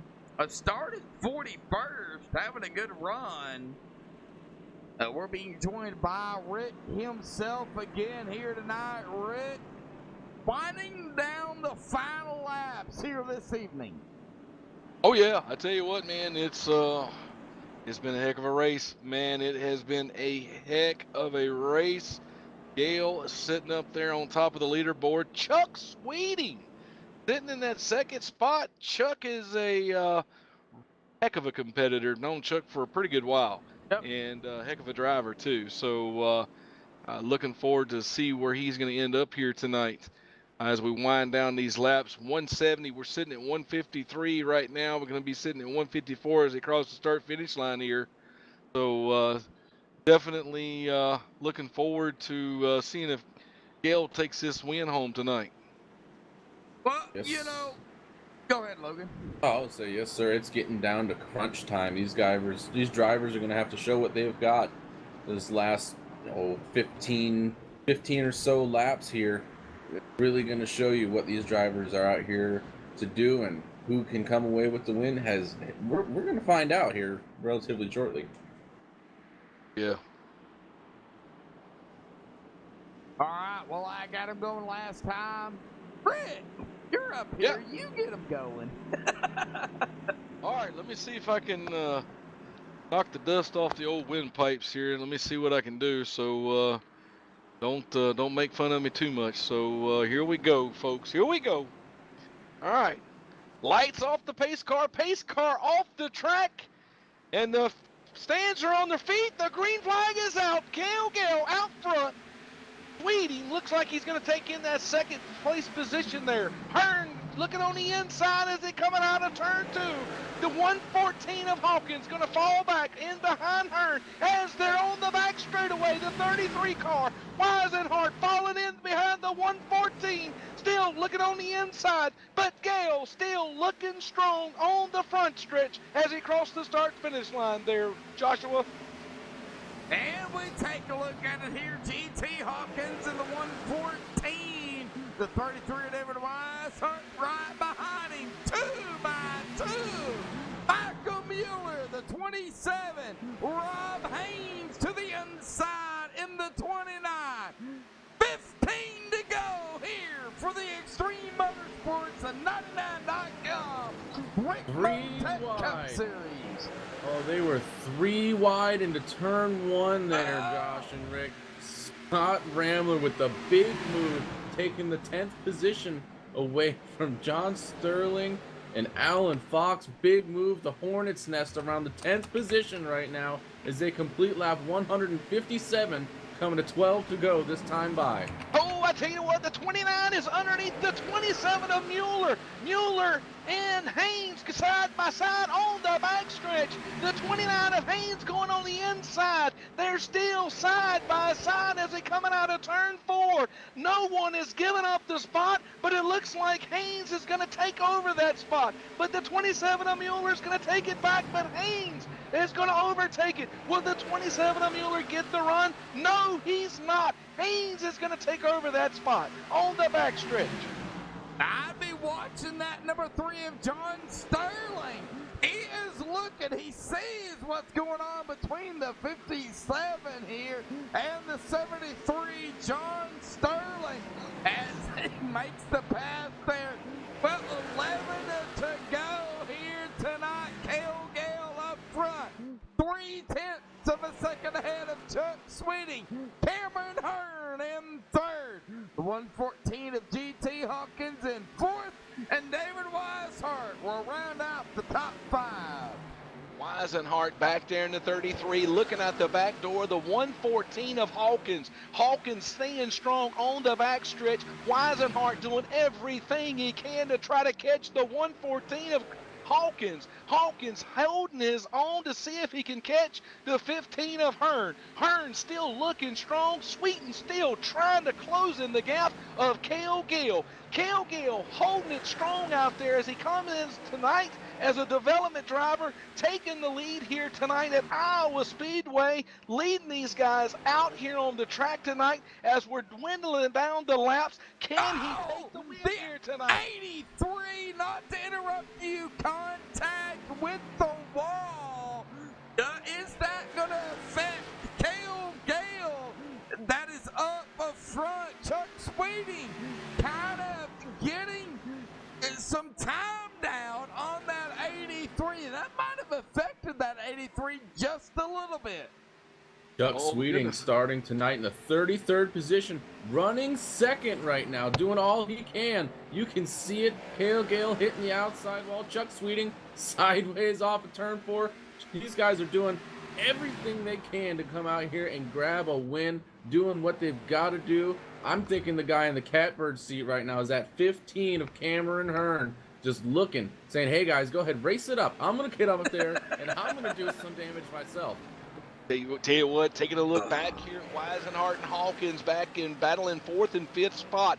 Looks like Weisenhart got a good run coming off at second there. Looking on the back stretch on the inside of 114 of Hawkins. On the inside between 3 and 4 there. Looks like Weisenhart's on the inside, side by side, coming out of turn 4.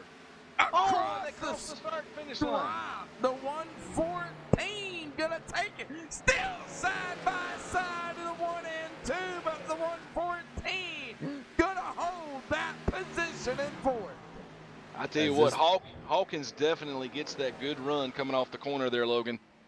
Absolutely. As this battle's going on back here, Chuck Sweeting starting to close the gap to the 83 of Cale Gale. Big chunk taken out of the lead as they come into turn 1. He's 2 car lengths back coming out of turn 2 onto the backstretch. What does Chuck Sweeting have for the 83 of Cale Gale as we're coming to the line to take 3 to go? All right, we got to talk about it. Green, white checkers. They only get 1. And if it happens, it happens. If it doesn't, it doesn't. But, you know, if a caution comes out now, we're going to rack them up, stack them up, and do it again. If a caution comes out, do you pit? Absolutely not. I don't think you pit. You're out there. Track position means so much to these guys. It's Cameron Hearn slides it off of turn 4 and doing what he can to go get Chuck Sweeting, who's still going out there trying to get Cale Gale, your leader, doing all he can. Is Chuck Sweeting closing the gap again off of turn 2. Tell you what, coming down to the last few laps here at lap 169, looks like Cale Gale out there in the lead. Sweeting closing in the gap about 2 car lengths. Not sure if he's going to have enough to get it out. Chuck Sweeting all over the back bumper now. Cale Gale is in turn 1. What's going to happen? They're coming down the backstretch out of turn 2. And what are they going to do? Into turn 3, the 83, the 26, Cale Gale trying to hold off, and he'll do it. Cale Gale winning it here tonight for the Extreme Motorsports and 99.com Rick Motec Cup Series, round 4 at Iowa. And I believe that is Cale Gale's first win here at Extreme. Hearn ended up finishing third place there, but I tell you, the big battle here, back here, battling between the fourth and fifth spot here this evening.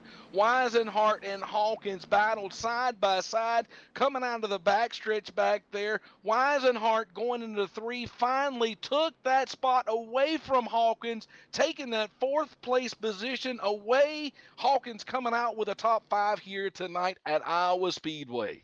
Man, what a race, Rick. Logan, man, short track racing, extreme racing at its finest. Tell you what, these guys had a great night. Logan, I'm sorry I did cut you off. A little exciting tonight. Fantastic night. Logan, go ahead, buddy. I was say it was an excellent finish to that race. What a great race it was. You know, battles everywhere all night, side by side, 2 and 3 wide. What a race, man. Well, yeah, I tell you, fantastic race. And I tell you, we got 43, 45 viewers out there. If you haven't hit that like button, hey, take just a few moments, reach over there, hit that like button. Let these drivers know you enjoyed the show tonight. You enjoyed the race here tonight. You enjoyed the company. You enjoyed the entertainment. You enjoy ExtremeMotorsports99.com. That way I've got something to go in here and let these guys know that you as the fans are awesome, awesome, awesome. And because you know they're going to come in here, check out these messages and all of what you guys talked about them tonight. They're going to be so excited and stoked to see what you guys talked about them tonight. I want to say thanks to each and every one of you fans out there for tuning in with us here tonight at Iowa Motor Speedway. It was a fantastic show, fantastic race here, and tell you, I've kind of took over the booth here on Logan's spot tonight. And Logan, I apologize. It was just a fun race here, and I got to knock a few of the dust. I guess knocked a little bit of the dust off the old windpipes here tonight, but found a good place to do it here with this short track. So I'll kick back and let you have your chair back here. I'm sorry. I'm gonna go over here and visit y'all's buffet bar. No worries.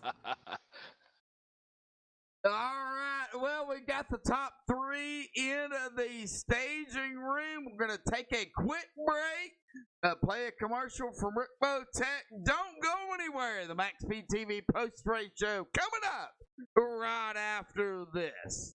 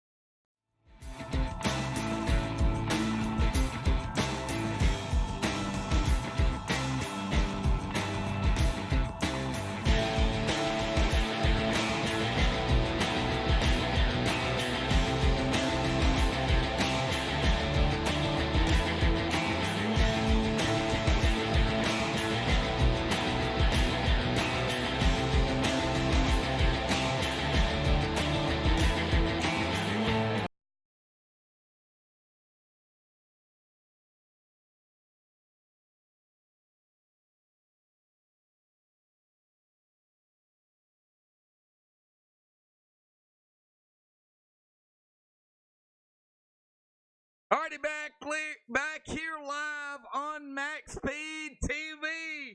We have caught up with the top three. We're going to start here with our third place finisher here tonight. And I believe Rick Jonathan has caught up with him. Rick. And I tell you what, I'm down here on the infield, caught up with Cameron Hearn. They're getting the car all inspected and so forth. And Cameron Hearn, hey man, I tell you what, ran a magnificent race out there. You had the car dialed in. You came in tonight here qualifying fourth. Fantastic run with your team, Virtual Racing Alliance. I mean, take us back on those few laps there.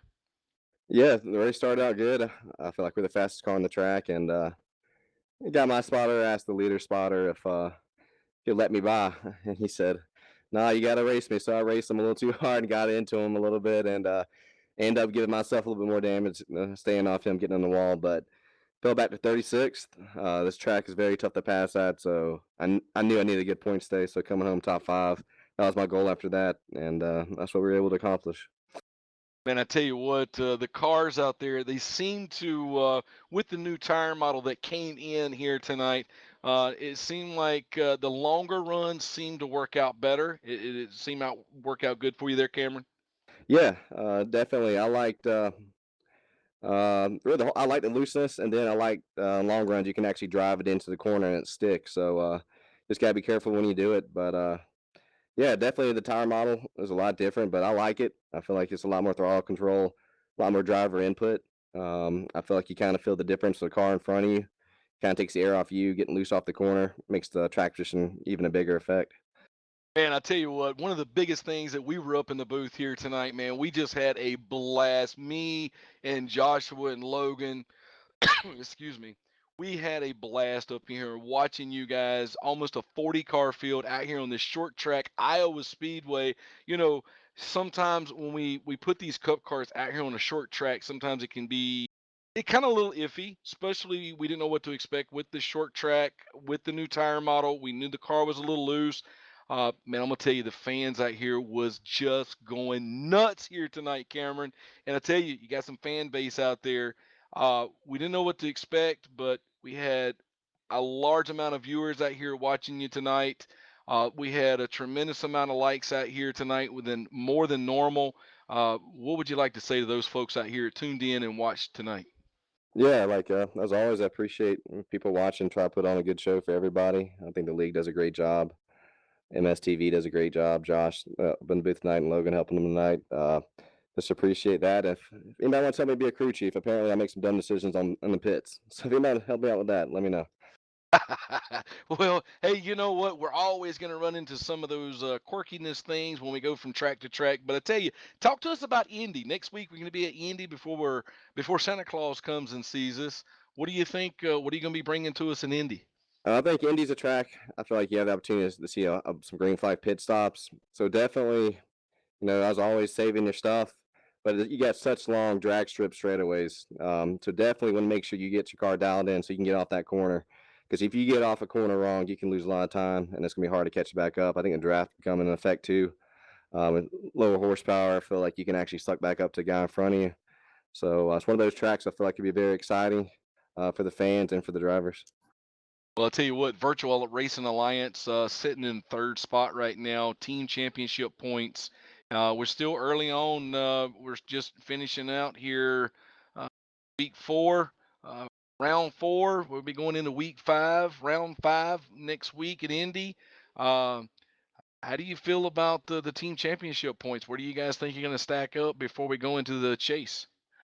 I think we're in a good spot. Obviously you want to be in the first, but we're in contention right now. So I think we're learning some things as a team. Uh, Practice, we're talking a lot, doing, I tried this, it helped me. You try this, everybody's trying their different stuff, different input.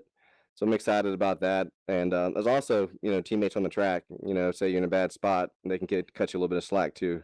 And I can't wait till we get some of these bigger tracks, like maybe Indy, where drafting come into effect. You help getting by a guy, you go down low, he follows you. So team's a huge aspect. I like that theme into this year. I feel like it's a little bit something that separates us from a lot of other leagues, and I enjoy it. Cameron, I know you've done a great job here tonight, and I know you didn't do it alone. Who all out there you want to thank? My wife, who puts up with me, sometimes yelling, cussing, late at night, getting in this thing. Who else? My dad watching me, shout out to him. My uncle's watching me in Greenville, shout out to him. Um, and just everybody out there on YouTube watching. My goal is to put on a show and kind of make it entertaining. So hopefully we accomplish that. I'll tell you what, man, you did a great job tonight, and who knows, maybe a few more laps you might have zeroed in maybe on that second place spot. But I tell you, Chuck seemed like he had that thing on rails with catching Kale Gale tonight. But hey, who knows? We got Indy next week. I'm going to let you get back to celebrating this third place finish. I know I see your car over there during inspection. Make sure everything goes good over there, and we'll see you next week. Yeah, Cameron. I actually got a new wheel coming in, Rick Motec wheel coming in for Christmas. So we'll see what happens. There you go. So Santa Claus, you obviously been a good boy this year. So if you Santa see me Claus, jumping from third to first, there you know why. fantastic. There you go. Rick Motec Series, Cup Series, Rick Motec wheel coming in. So, hey, who knows? Might see a win coming pretty quick. So, good luck to you out there, Cameron. Thank you. So, yes, sir. Well, I tell you what, that's Rick Donathan down here in the infield with Cameron Hearn. Joshua, I'm going to pass it back up to you up there. And Well, Rick, I appreciate it, buddy. Yeah, jumping in here, helping, man, much appreciated. Hey, we got more racing, more series, and more races to come here with Extreme. oh, yeah, absolutely. Lots more action coming soon, and we got more series coming. So that means we're going to be opening the doors for new members and more members to come. And hey, but right now, that second place guy, I know he's dying to get up here. Yes, he is. Logan Kais has caught up with our second place finisher here tonight. Logan. Yes, sir. I have caught up with Chuck Sweeting. I'm just going to go ahead and say our biggest mover out here tonight started in the 33rd position, bringing it home in second position. Chuck, talk us through kind of your race, your strategy that you had to go through, and winding down the laps there, what it took to bring it home in second. Well, it's a long night, but it was a lot of fun. I didn't get much practice. Had some personal stuff going on, so I decided not to qualify, and hung out in the back for a while and got the feel of the car. Felt pretty good with it, and was moving up, and then I think I got up to 11th, and then I shot myself in the foot and got speeding on pit road, so I went back to the back, and then we had a caution pretty quickly after that. And since I'd been in the back taking it real easy on the tires, I decided to stay out, and everything just kind of worked out after that. I stayed up there in the top 5, and the car was good. Yeah, man, it was a really long, hard-fought race. Especially in the last 10 laps, you seem to be starting to reel in, Kale. What do you think, man? You think a couple more laps you would because you were all over him. You would have taken him and stole the win from him here tonight? I don't know. It's really hard to pass at this track, but I did learn something the last few laps there, and was able to gain on him on the entry to turns 1, and then maintain and maybe even gain a little bit off of 4. But I don't know if I could have passed him or not. He was really good, and I was hanging on, giving it everything I had. Yeah, man. Well, we got this new tire model here. I'm sure you gained a lot of valuable experience with it here tonight. Next week we head into Indy. We head to Indianapolis Motor Speedway. What's that going to be like for you? That's going to be interesting. Every track that I've run on with this new tire model, it's a little bit different. I mean, I'm learning a little bit more and getting the feel of it better, but Indy's a huge difference between Indy and Iowa, so we'll just have to see. Clean air is king usually at Indy, so I don't know. We'll see if there's a way to maybe save tires if you're in traffic, and then be better on the long run, or maybe go early. I don't know. We'll have to try to figure it out. All right, Chuck. Well, congratulations on the second place finish here tonight. Before we let you go celebrate, any thoughts or shout outs you want to give? Just big thanks to Rick Donathan and Rick Motec for the sponsorship. You guys at Extreme Motorsports are doing a great job. Hope Josh has still got a voice left after tonight. and that's about it. Just all the fans for tuning in and watching. All right, man. Well, congratulations on the second place finish, and we look forward to seeing you next week out in Indianapolis. All right, thanks, Logan.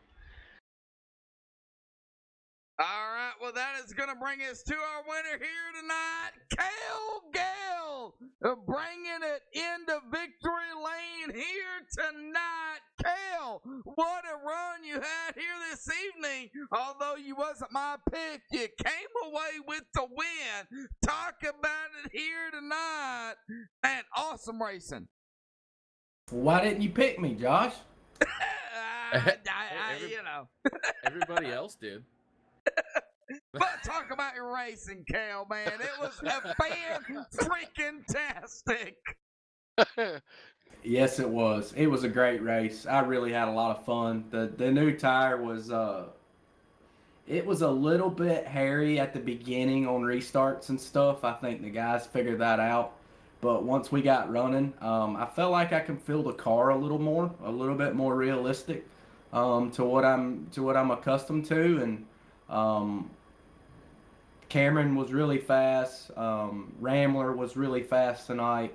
Mason Kane was fast. There was a lot of guys that really, of course, David Weishart was fast. You could have threw a blanket over about 6 or 8 of us. Really, track position and clean air meant a lot, and trying to position ourselves to be there at the end.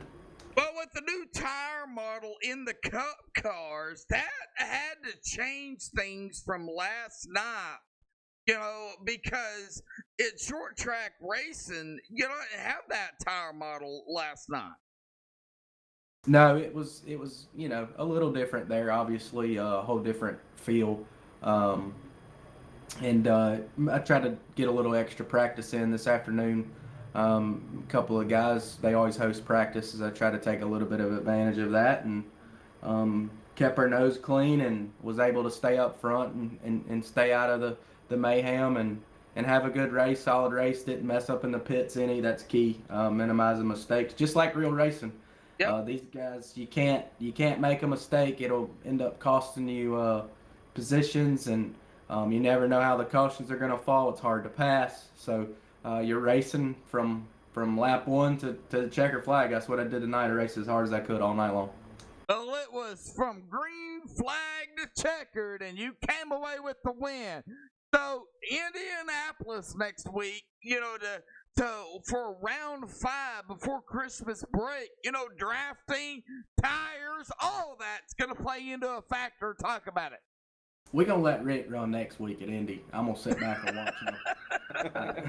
I'm not going to run Indy. I think the next Cup race will probably run Dover, but I mean, honestly, man, this is a great league. I had a lot of fun tonight running with these Cup guys. I don't run this Class A car a lot, but the tracks where we got the power and stuff like that, I like running them then. So it was a lot of fun. I want to thank all my teammates at Hyperdrive Motorsports, Rick, Josh, Logan. Thank you guys for putting on the broadcast. My girlfriend for letting me have the night off to do this again. And nights like tonight are the reason why we do this stuff. It's supposed to be fun, and we all like to win every now and then. Everybody likes to win. You know, that's what it's made out to be, right?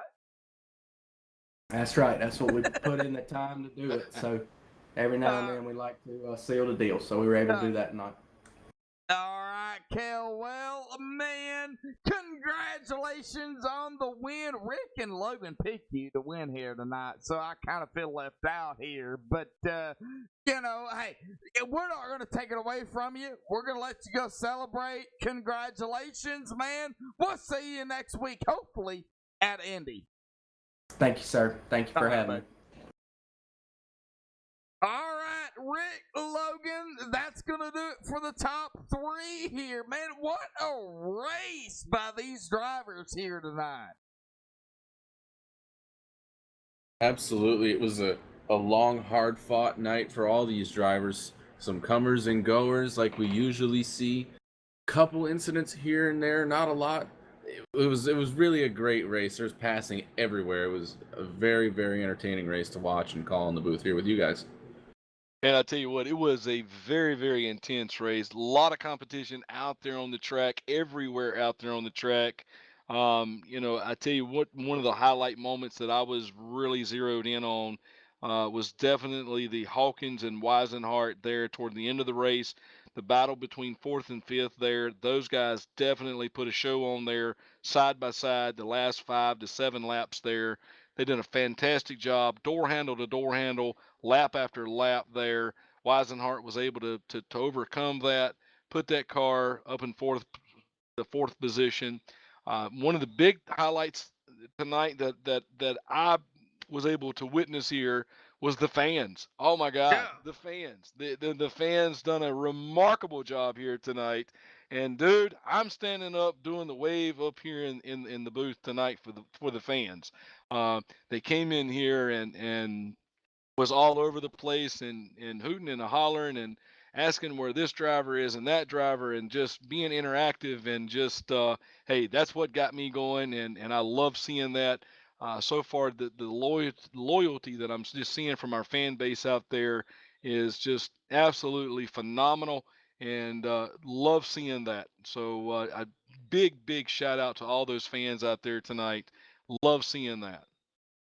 39 likes here tonight for the Extreme Motorsports and 99.com Rick Motec Cup Series Run 4 in Iowa. And, Rick, Logan, you don't see the Cup Series in real life at Iowa. iRacing makes it possible to see this car at Iowa. Absolutely. I don't imagine before long you're going to actually see a race from the Cup Series at Iowa. It's such a great track. Some great racing happens at Iowa, but definitely for right now, iRacing is probably the only place you're going to see the Cup racings at Iowa. All right, well, that is going to do it here. We're going to get to the unofficial results here on MaxSpeedTV.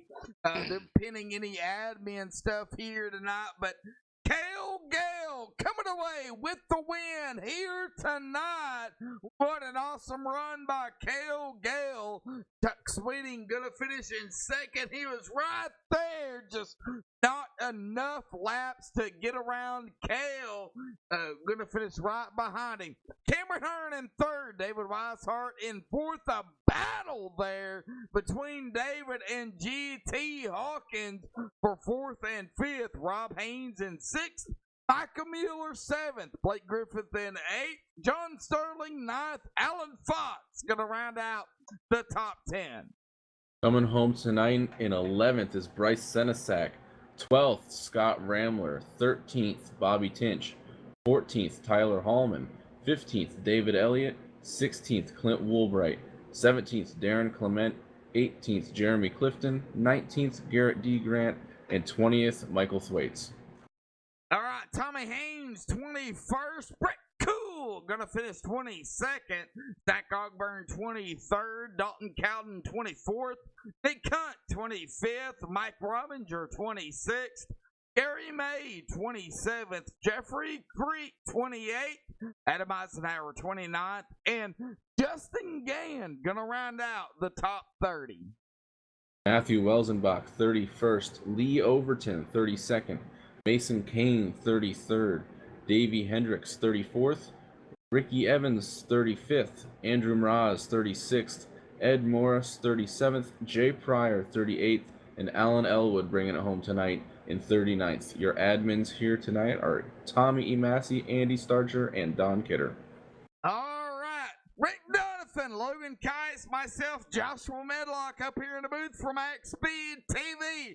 Don't forget, folks, this Sunday night, the XM99 podcast with the Downforce Motorsports here, and that'll be over on XM99, Extreme Motorsports 99 on Facebook. Don't forget it. Mark your calendars because we're going to bring it back here on XM99. So until next time, folks, stay safe and have a good night.